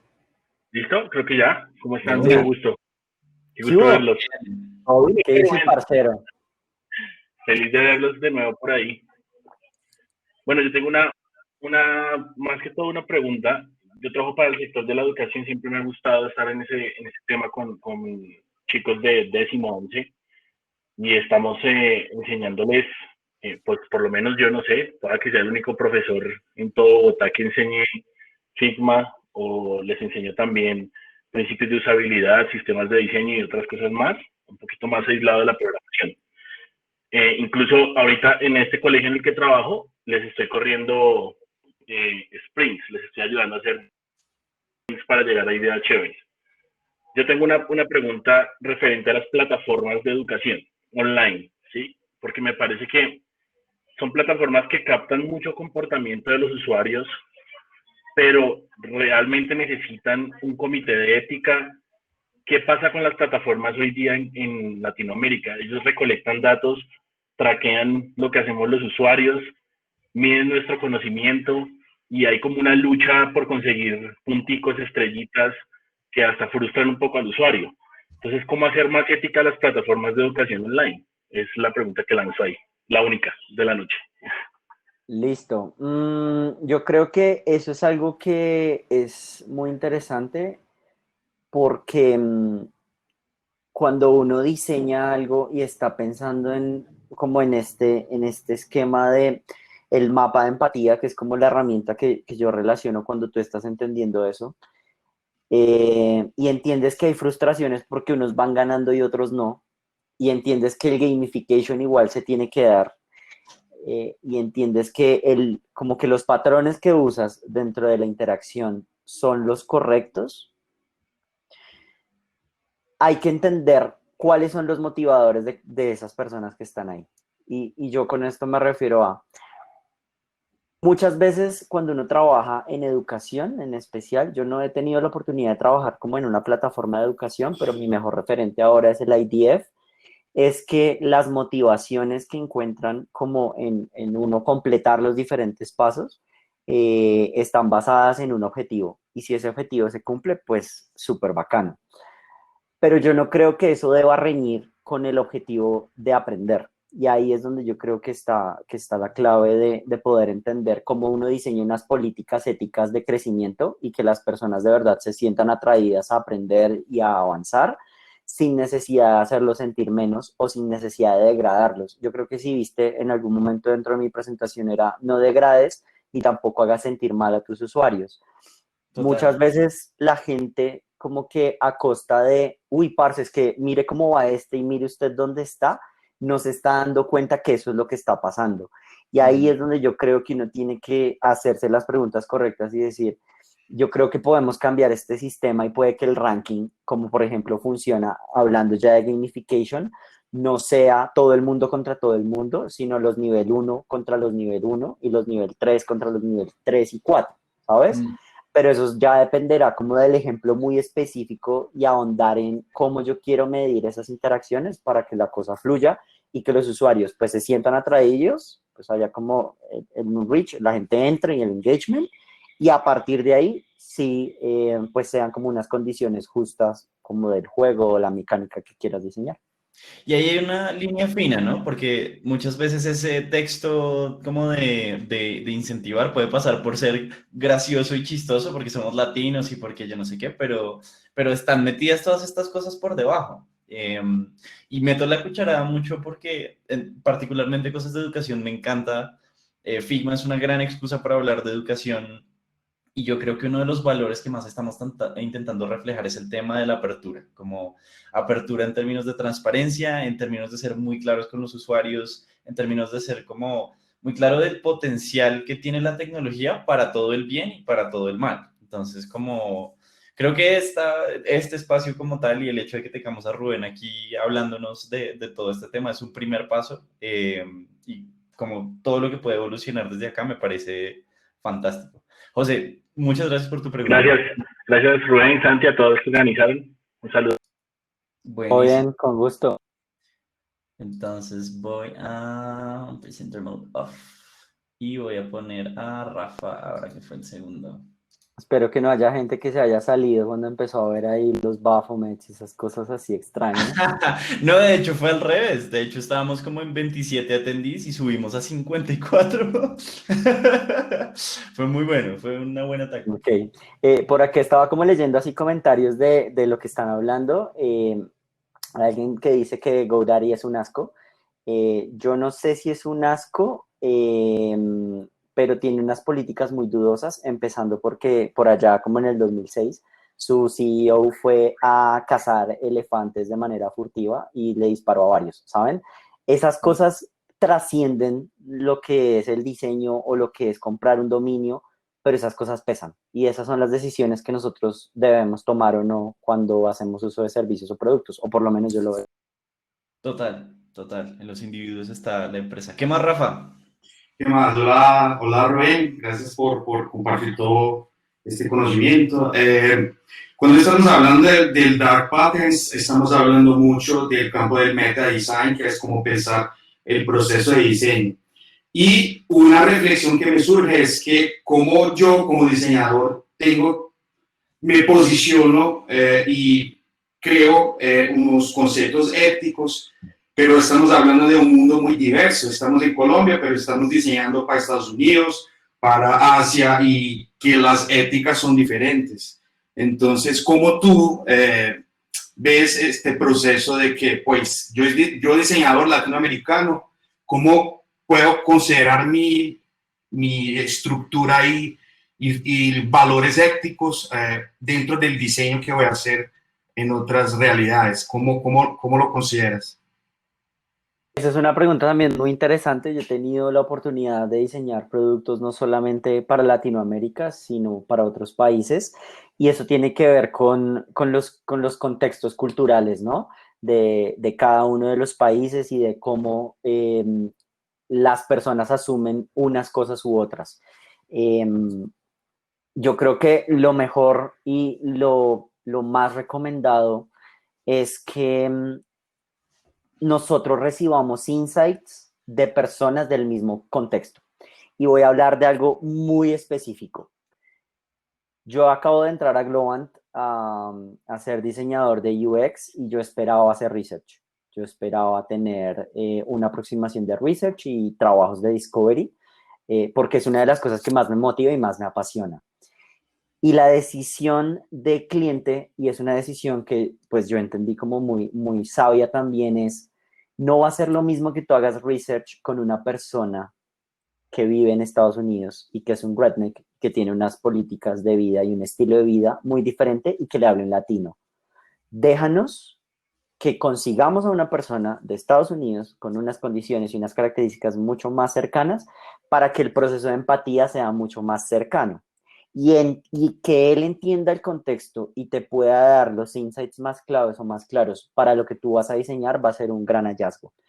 Entonces yo creo que en ese sentido, cuando hablamos, por ejemplo, de contextos culturales, en especial, por ejemplo, el latinoamericano y otros países, yo sí creo que hay que entregar y hay que ceder a veces como ese mando o esa batuta a otros. Y creo que esa es una decisión sabia además, es una decisión correcta poder hacer que otras personas de otra cultura te bajen y te aterricen esas necesidades y a partir de ahí tomes decisiones. Ahora, hay cosas que sí o sí no puedes vender, como por ejemplo tus principios personales, ¿sabes? O sea, como este tema de los ejemplos que les estaba mostrando, donde yo hago sentir mal al usuario, como los manipulinks, pues es que un manipulink funciona, esté en español o en inglés, Me ¿sabes? encanta O el sea, término, nunca lo he escuchado. El un manipulí que está manipulín que buenísimo. te diga como I'm a loser o soy un perdedor porque no quiero esta promoción, pues es un manipulín y eso no tiene discusión, ¿sabes? Entonces Total. es como pararse también desde esa raya y decir, yo como diseñador que sí estoy dispuesto a ceder, por ejemplo, es necesario que hagamos un formulario con campos que yo considero que son innecesarios hasta cierto punto y qué cosas definitivamente no estoy dispuesto a probar. No sé, por ejemplo, que te pongan a probar o a hacer una prueba de usabilidad con un producto que se añade a propósito para ver si el usuario se da cuenta o no. Eso está totalmente fuera de contexto. Entonces, yo creo que por ahí es la cosa. Hay que entender muy bien el contexto, tú como diseñador y tus principios hasta dónde también estás dispuesto y qué cosas definitivamente no y no y punto y te paras en la raya. Creo que es eso. Yo creo que también lo que hiciste hoy, Rubén, y cómo estructuraste tu presentación, me gustó mucho porque nos mostraste como el cielo y el infierno, ¿no? Como estos grandes objetivos de la ONU y como a lo Sí, sí, que sí. deberíamos aspirar como diseñadores y las Sí. cosas tan inmundas que estamos haciendo también como creadores de tecnología. Y creo que como moto de vida, creo que también es una buena perspectiva. Es como miremos, tengamos estos puntos de referencia y démonos cuenta que esta responsabilidad ética no es solo de los banqueros de Wall Street y de Mark Zuckerberg, sino es de nosotros que estamos construyendo todas estas herramientas. Pero buenísima tu pregunta, Rafa. Muchísimas gracias. Excelente. A ver, vamos. ¿Y quién más va por allá? Juliana ahí estaba mostrando algo muy interesante, Juliana R. Figueroa, y es comparaciones de precios de las mejores implementaciones que he visto son Jabra y TP-Link. Las mismas páginas permiten seleccionar varios y ponerlos lado a lado. Yo, por ejemplo, alguna vez tuve un cliente al cual tuvimos la osadía de decirle, si tu producto es tan bueno y es de verdad tan cool versus la competencia, ¿por qué no creamos un comparador de todos los productos así como Ujú. uno al lado del otro? O sea, compara producto tuyo y de tu competencia. Y no quiso, Total. no nos compró. No le pareció muy ético. ¿Qué más, Hola, Esteban? Esteban. Todo bien, ¿cómo van? Bien, ¿Todo bien. Bueno, bien? yo tenía un ejemplo que es algo que ya he visto más de una vez en Medium Ok. y es el hecho de que Google empezó, pues antes tenía unos cuadros bastante grandes donde te ponía los ads muy específicos que tenían en los resultados Ujú. y como poco a poco eso se ha ido mezclando y mezclando y mezclando entre los resultados hasta en el punto en el que ya ni siquiera aparecen en la primera parte de como hacían antes marcados con la palabra ad, se riegan a través de los resultados y tú no sabes ya qué es un ad y qué es un resultado orgánico de búsqueda. Digamos que Sí. ahí, ¿tú qué opinas de ahí como si el negocio te está exigiendo de cierta forma, que es lo Sí. que a mí me pasa casi que todos los días, necesito más clics, más clics, más clics. Y ellos ya llegan con las ideas de por sí de cómo empezar a manipular ese usuario. ¿Tú qué puedes decirle a ellos como, oiga, esto no está un poco dudoso de lo que me está proponiendo? Ok, sí, yo creo que Esteban, ahí estás totalmente en lo cierto. Creo que uno de los patrones oscuros que utiliza Medium son los anuncios disfrazados o los disguised ads, que también lo tocamos ahí en la charla. Y Yo siento que al final las empresas que solamente se preocupan por los clics son empresas que no necesariamente tienen bien seteados sus KPIs. Y eso tiene que ver con cosas que obviamente te pueden trascender. No sé cuál es tu profesión, pero seguro te están trascendiendo. No puedes tomar esa decisión. ¿Tú qué haces? ¿Diseño? ¿Desarrollo? Yo soy UX Ok, trabajando en Huge para Google. ok. Entonces, ¿qué pasa? Ese es un ejemplo bastante denso porque al final están pidiendo que las cosas se maximicen para poder llegar a cumplir los objetivos, ¿no? Eso es preocupante, eso es bastante preocupante y es algo que todo el tiempo se está haciendo. Yo lo que creo es que esos KPIs y la forma como se están midiendo no son correctas. Hay un documental o una charla que me habló Julián Mercado, un gran amigo, hace muy poco tiempo, y es esa diferencia entre la verdad y, y la popularidad, ¿sabes? Yo creo que cuando uno gana clics y cuando uno gana como esa atracción que está buscando, lo que está buscando es básicamente cómo podemos destacar, así esto no sea verdad o no sea cierto. La popularidad se puede comprar. Tú entre más plata le metes, pues más rápido creces, pero la verdad no. La verdad nunca la vas a poder comprar. Entonces, eso es un dilema complejísimo. Yo creo que hay que entender el contexto. Mm, yo a veces he sido radical en proyectos, como yo no le entro, ¿sabes? O sea, esto de verdad rompe con lo que yo hago naturalmente y si me estás pidiendo que siga haciendo esto, pues eso ya tendrá que ver con cada uno y es ese dilema de estoy ayudando o estoy rompiendo. Yo no creo que uno deba trabajar, lo que les decía también en la charla un poco, el trabajo es solo el trabajo. A mí no Uy, me gusta definirme solamente como el diseñador de experiencias que hace. Yo soy más que eso, yo soy un fan del fútbol, me encanta ir al estadio, me encanta leer, ¿sabes? Y mi profesión es solamente mi trabajo. Y cuando uno como que se para en esa raya, pues puede entender un poco mejor el contexto. Eso sonó muy doctor a corazón, pero yo creo que hay que entender muy bien también tú por dónde quieres como ir, ¿no? Para no, poder y tenerse... A ver, yo creo que la paz mental no se compra y si eso te quita la paz total. mental, hay que evaluarlo, punto. Total, y lo que también decías antes, ¿no? Como que parte del trabajo es hacer esas preguntas incómodas y poderse sentar en el asiento de, ok, como si estamos midiendo la mejor cosa que podríamos medir y estamos creando lo mejor para nuestros usuarios y jalar a la gente a ese punto de la empatía cuando están mirando 100% al lado del marketing es el trabajo. Es difícil, pero pues para eso también nos pagan, ¿no? Buenísimo. Esteban, súper, súper pregunta, súper caso. Muchas gracias. Gracias, estuvo chévere.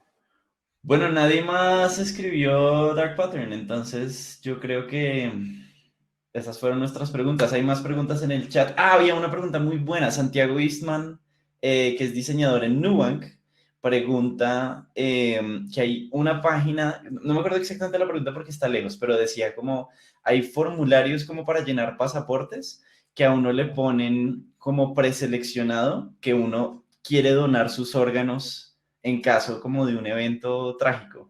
¿Eso lo considerarías un dark pattern? Como, me parece bien interesante la pregunta porque el hecho de donar órganos en teoría es algo benigno, pero no me Sí, están preguntando mucho mi opinión. Entonces, como, ¿dónde está esa línea del dark pattern ahí? yo creo que sí es un dark pattern y se reconoce como sneaking to basket, o sea, es el colado de la canasta. Porque tú no entras a completar muy seguramente en ese sitio ese tipo de características para donar órganos. Si tú lo que quieres es donar órganos, lo haces de otra forma. Y Claro. que te lo estén haciendo de pre-filled, pues está mal, o sea, no debería ser. Es una pregunta muy interesante porque también tiene que ver éticamente con, bueno, y si te mueres, ¿vale la pena donar tus órganos? Y la respuesta para algunos puede ser sí, pero para otros puede ser no, pero también depende como un poco del contexto, ¿no? De qué estás haciendo, cómo lo estás haciendo y por qué lo estás haciendo, ¿sí? Si yo estoy llenando un formulario que tiene esa intención, pues obvio, pero si no, ¿por qué? Sería Total. chévere encontrar el sitio donde se hace eso y hacerle seguimiento sobre cómo se comporta y por qué lo hacen así. Total. Bueno, buenísimo. Rubén, muchas gracias por tu tiempo. Qué buen espacio, qué buena conversación. Pocas veces he visto que una persona empiece a hablar y se aumente la cantidad de personas que llegan a la sala. Creo que habla de lo bueno que eres para esto y nada, que nota Hay todos también por preguntas. conectarse. ¿Quieres que cerremos ya y de pronto unos 10 más? Hay unas preguntas. Por mí no hay lío, pero no vi más preguntas, pero dale. Dale. ¿Se puede profesionalizar el UX ético de Ah, Johan? sí. Eh, yo no sé si la palabra es profesionalizar.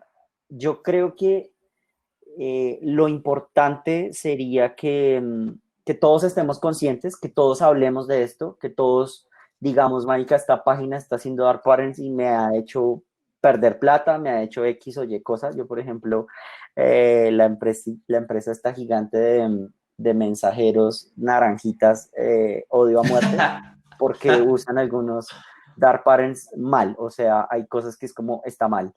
Entonces yo no sé si profesionalizar el UX ético, pero sí necesitamos un código de conducta en UX. Por ejemplo, y eso es algo que los reto a ustedes, chicos Figma, que son además un montón. Las comunidades de desarrollo como Ruby y como JavaScript y algunas otras tienen un código de ética. ¿Qué pasa si Mm, nosotros empezamos a diseñar un código de ética de diseñadores y un código de conducta o de ética de no solamente cómo te comportas en comunidad, sino de cómo te comportas como diseñador? Y claro. empezamos a construir alrededor de eso, porque al final estas cosas nadie las habla, o sea, ¿saben? Estas cosas pasan y en Colombia, por ejemplo, yo no he visto como malas intenciones de personas intentando hacer esto tanto, pero cuando estas cosas empiecen a pasar y siempre que el equipo de mercadeo está a la batuta y tiene que tomar decisiones, pues van a empezar a pasar. Valentina. Es muy cool que lo menciones porque de hecho Figma tiene un código de conducta que siempre nos obliga a firmar y a poner cuando empezamos una comunidad, que lo voy a dejar en el chat en este momento. Es un súper buen incentivo para dejarlo en este momento. Y sí, son como cosas que uno daría por sentado, pero es muy bueno dejarlas explícitas, como no harassment, todo el mundo tiene una voz, somos inclusivos. Entonces, si le pueden pegar una leidita a eso, buenísimo. Valentina, tienes el piso. You have the floor. ¿Cómo se dice eso en español? Adelante, mi querida Adel- Valentina. Adelante, mi queridísima. Hola, ¿Ahí me escuché? Sí. doctora Corazón, buenas noches. Hoy hablamos de Dark Patterns. Bueno, quisiera decir que me gustó muchísimo la charla, aprendí muchas cosas que no sabía. Súper. Em, todo esto de Dark Patterns maneja muchos temas de UX. Quisiera saber, digamos, un poco si existe esto en el mundo del UI, porque he estado viendo temas de neurodiseño. Sé que es un tema que no se habla muchísimo, pero igual el neurodiseño y tanto, pues muchos elementos del UI hacen que una persona sea manipulada para escoger ciertos productos o servicios. Yo quisiera saber cómo qué posición hay sobre este tema en el mundo de la ética del diseño. Ok, para serte sincero, desconozco cómo funciona el neurodiseño. Me imagino que tiene que ver con cosas como de marketing y cómo hablarle al cerebro reptiliano y estas cosas de biology y tal. Me imagino que tiene que ver con eso, pero al final eso termina siendo psicología o psicología cognitiva aplicada correctamente o incorrectamente, ¿sabes? Y hablando precisamente como del tema de UI, que tú dispongas de un botón correctamente y el usuario identifique que ese botón hace parte de la selección de un producto, o lo dispongas incorrectamente y el usuario confunda y tú lo hagas a propósito para que se confunda, es un patrón de diseño oscuro en UI. Al final, fíjate que muchas de las cosas y las tareas tienen que reforzarse con el diseño de la interfaz. Por ejemplo, si tú no eres clara colocando el valor total y le das la jerarquía y la priorización, no sé, Volt 50 en rojo, sino simplemente lo dejas chiquito y le estás señalando otro tipo de cosas, estás haciendo que los usuarios tomen decisiones No necesariamente porque tú quieras que la tome mal, sino porque no estás dando la información correctamente. Entonces, hablando del diseño UI, pues el UI no es más que la representación de qué es lo que queremos que haga, y ahí está la delgada línea entre si manipulamos o persuadimos. Yo puedo ser muy claro con la información y ser totalmente sincero, transparente y evidente con el resultado, por ejemplo, de un carrito que estás comprando, pero también puedo ser totalmente oscuro y colocarte todo debajo de acordeones, y para ver cada producto y cada uno de los elementos, tienes que abrir cada uno de los acordeones para poder verlo. Ahí estamos hablando de las interfaces y del diseño UI per se, no tanto como de la experiencia, si lo quieres ver así. Entonces tiene que ver mucho con cómo tú accionas elementos en la interfaz y los pintas de alguna forma, y la decisión que tomas de el elemento está a la izquierda, a la derecha, arriba o abajo. ¿Sabe el usuario que es un grupo? ¿Sabe el usuario que no es un grupo? Proximidad, ley de Gestalt, etc. No sé si es claro. ¿De pronto Santi tenga algo ahí? Sí, a mí es que la línea entre UI y UX para mí nunca existe, como que finalmente el UX nunca se interpreta si no hay un UI, si no hay una interfaz para la cual, desde la cual se puede interpretar eso. Entonces, todo lo que hablaste hoy en la charla y todo lo que mencionas tiene esas facultades que pueden ser bien utilizadas o mal utilizadas desde el diseño gráfico aplicado. Incluso desde el servicio, ¿no? Si nos vamos un poquito más hacia arriba. Pero no sé si contestamos tu pregunta, ¿vale? O hay algo ahí que quieras profundizar. Sí, pues digamos que hay algunos estudios que se han hecho en individuos que ayudan a que las personas escojan ciertas cosas que se les va mostrando. Me pasó esta mañana que estaba viendo como un video en YouTube y me aparece una de esas publicidades de eToro, Sí, creo sí, que sí, se llama Malditos. eToro, y muestran Sí, dos sí. personas. Una es como un señor así súper atractivo que él está usando eToro. Y está este otro señor que está usando otra plataforma que supuestamente es más compleja. Y el señor, pues obviamente es mucho menos atractivo, sus rasgos Claro. físicos son diferentes. Y esto, digamos, en neurodiseño se conoce también como una forma de manipulación. Aún así, si no sea algo de mensaje directo que se le esté dando a la persona, como un radiobuto, no demás, pero sí es algo que va hacia el inconsciente y que hace manipulación. Sí, total, y eso también era lo que les decía un poco en la charla, y es que hay cosas que definitivamente te van a trascender. O sea, fíjate que a pesar de que ahí no hay una interfaz, eso lo hizo un equipo de mercadeo. Y hubo una persona que se sentó y dijo, vamos a mostrar al man cool que usa eToro y al man no cool que usa otra plataforma X. Y a partir de ahí se tomó esa decisión. Mm. Entonces, pues yo sí siento que, claro, hay que entender muy bien, porque cada vez tenemos más poderes, ¿no? Cada vez tenemos más facultades y cada vez entendemos más el cerebro y las funciones cognitivas y cómo alguien elige o no algo. Entonces es importante que eso pues definitivamente no transgreda como unos principios mínimos que las personas deberían tener, o por lo menos yo lo veo así.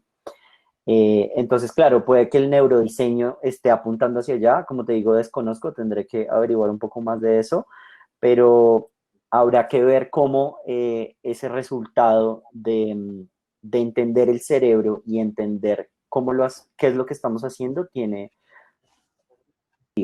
Fíjate que al final, si lo vemos de una forma u otra, una prueba de usabilidad y un eye tracking o un eye tracker que colocas en una página te está ayudando a entender el cerebro de una persona, cómo funciona para hacer cierto tipo de cosas.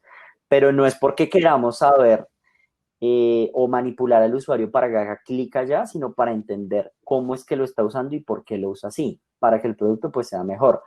Pero si el sitio es un sitio de armas,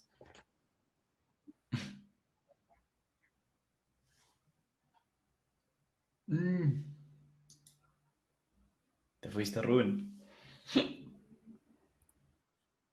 hola, Ya. Dijiste, Estaba si diciendo, fuera un sitio de armas. Ajá. si fuera un sitio de armas, pues ahí estás, ahí tú tienes que empezar a pensar, bueno, estoy haciendo que las personas compren armas más rápido y entonces, no sé, la semana pasada tuvimos una escalada de violencia en Bogotá y hay mucha gente comprando armas y yo estoy haciendo que comprar armas sea más fácil. Ahí es donde vienen las discusiones éticas del asunto, ¿no? Yo creo que por ahí me queda de tarea averiguar del neurodesign. Yo conozco de neuromarketing un poquito, pero pues creo que va por la misma línea. No sé si Santi quiere agregar algo, hay una pregunta en el tema. No, yo estoy muy bien. O sea, creo que es un tema que al que no me quiero meter mucho, que es como marketing y la responsabilidad que eso implica. Es como, me Sí, gusta el mundo en el que nosotros habitamos, que tiene un user-centered y como un espíritu ahí en la mitad. Y como, creo que por eso también podemos ponernos esa capita y asumir esa responsabilidad un poco más fácil y hacer esas preguntas difíciles. total. Pero buenísimo, vale. Muchas gracias por la contribución y nada. Yo creo, ya van a ser las 8. Yo no sé, hay gente que come, ¿no? La comida suele ser importante. Bueno, yo voy a hacer una última pregunta. Gracias, Valentina. Una última pregunta que me parece muy interesante del señor ingeniero Julián R. Figueroa, y esto también es algo chévere, y es, el Ujú. tema de los datos por defecto me causa confusión. Si el formulario es muy largo y poner datos por defecto es no recomendado porque es un dark pattern, estás poniendo al usuario a escoger un montón de datos que muy probablemente van a ser los mismos para todos. Una buena alternativa puede ser una opción de prerellenar datos con datos recomendados.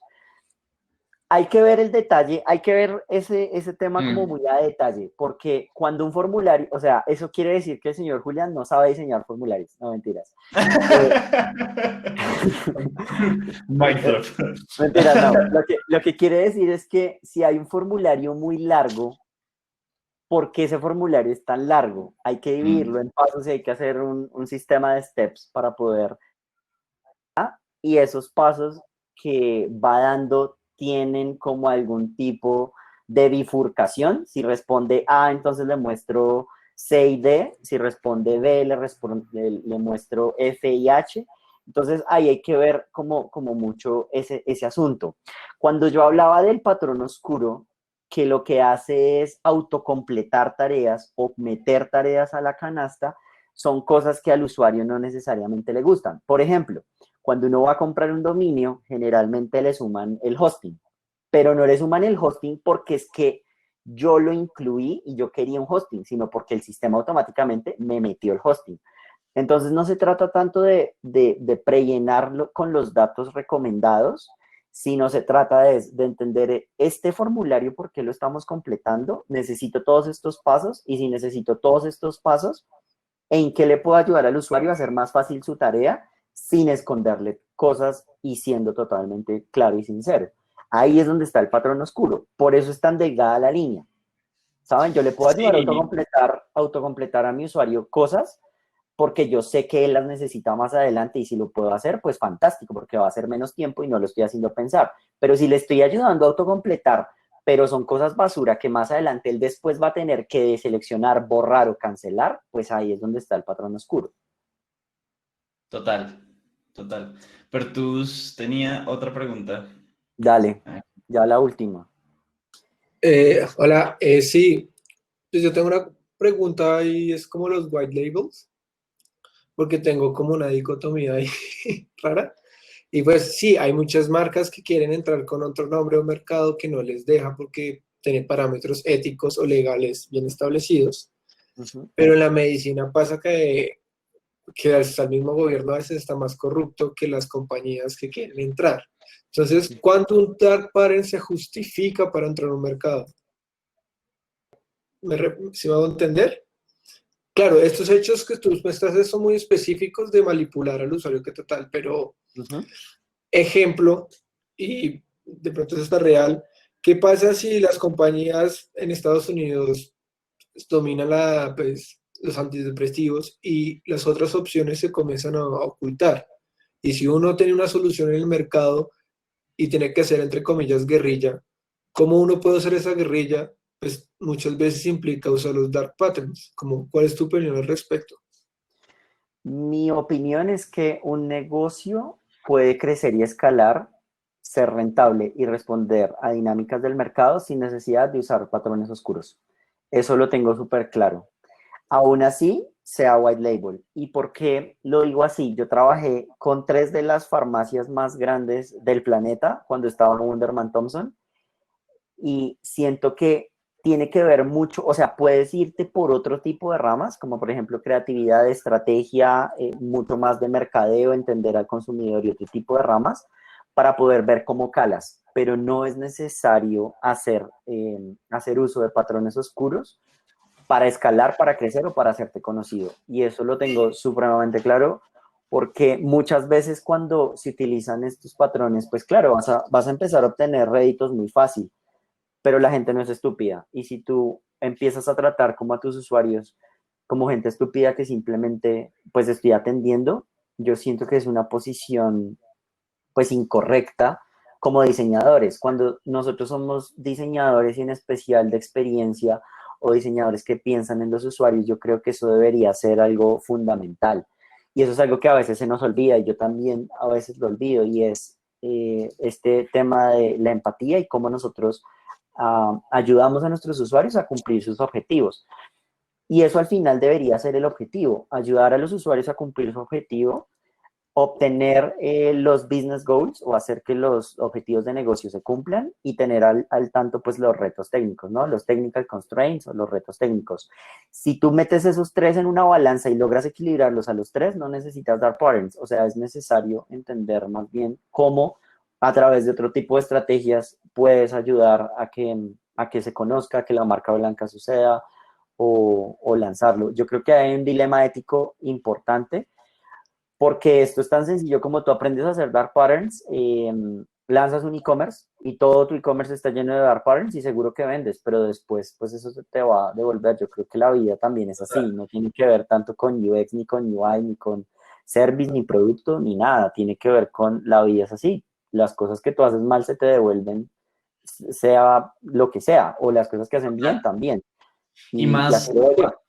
más en una economía de información como la que estamos ahorita, como los usuarios transamos con confianza, como que total, el primer mes voy a vender 500, pero la cantidad de quejas con la que voy a tener que lidiar después y la cantidad como de esa carga de responsabilidad ética con la que tengo que seguir adelante con mi negocio es algo que a largo plazo lo va a volver insostenible. Pero me parece una súper reflexión. Hágale, Perts. Bótala. Perdón, ¿me escuchan? Sí, hágale. Vamos. Sí, otra cosa es la cotidianidad. A veces hace que uno doble su ética, por decirlo así, o que su moralidad esté como oprimida, en el sentido de, el ejemplo que puedo dar es muy de película de el capitán espichó el botón rojo y yo soy que fusilo. A veces como que ese dilema de estar en la espada contra la pared, estoy siendo súper trágico, ¿no? Pero a veces uno se acostumbra y se le olvidan sus metas. ¿Qué recomendaciones das para mantenerlas firmes o recordarlas y pararse a la raya, por decirlo así? Listo. Tengo primero una recomendación y esto va para todos. Y perdón por lo que te voy a decir, Pertus, yo sé que lo haces con toda la buena intención. Los botones no se espichan, se oprimen. Las cucarachas sí se pueden espichar, los botones se oprimen, ¿listo? Por favor, para que lo tengas ahí en cuenta. Es que cada vez que escucho espichar es como, no, es oprimir. Es una cosa sencilla, pero pues es una bobada que yo tengo. Pero bueno, yo creo que Rubén es siendo Rubén, clave, literal. sí, es clave. Esto va a sonar muy a coach personal y se podría tomar así, pero yo sí creo que es clave conocerse a uno mismo y saber con qué causas o qué cosas lo mueven y qué cosas no. Yo creo que es importante que cada uno tenga procesos de autorreflexión alrededor de ese tipo de cosas, ¿sabes? Yo, por ejemplo, tengo muy claro a qué tipos de cosas estoy dispuesto a ceder y qué tipo de cosas no. Y yo como lo he hecho, básicamente sentándome, escribiéndome, definiéndome, diciendo yo soy esto, yo quiero ser esto, yo voy a hacer esto. Y es un proceso de autorreflexión.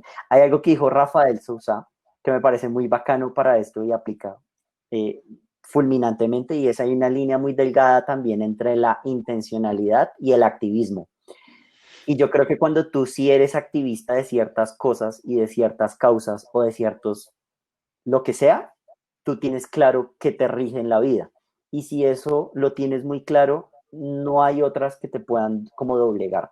Pero eso yo creo que es un proceso pues de autoconocimiento que no viene tanto al caso, pero es importante eh, tenerlo en cuenta para que cuando tú te conoces tan bien, tomar decisiones es mucho más fácil, ¿sabes? Es mucho más sencillo.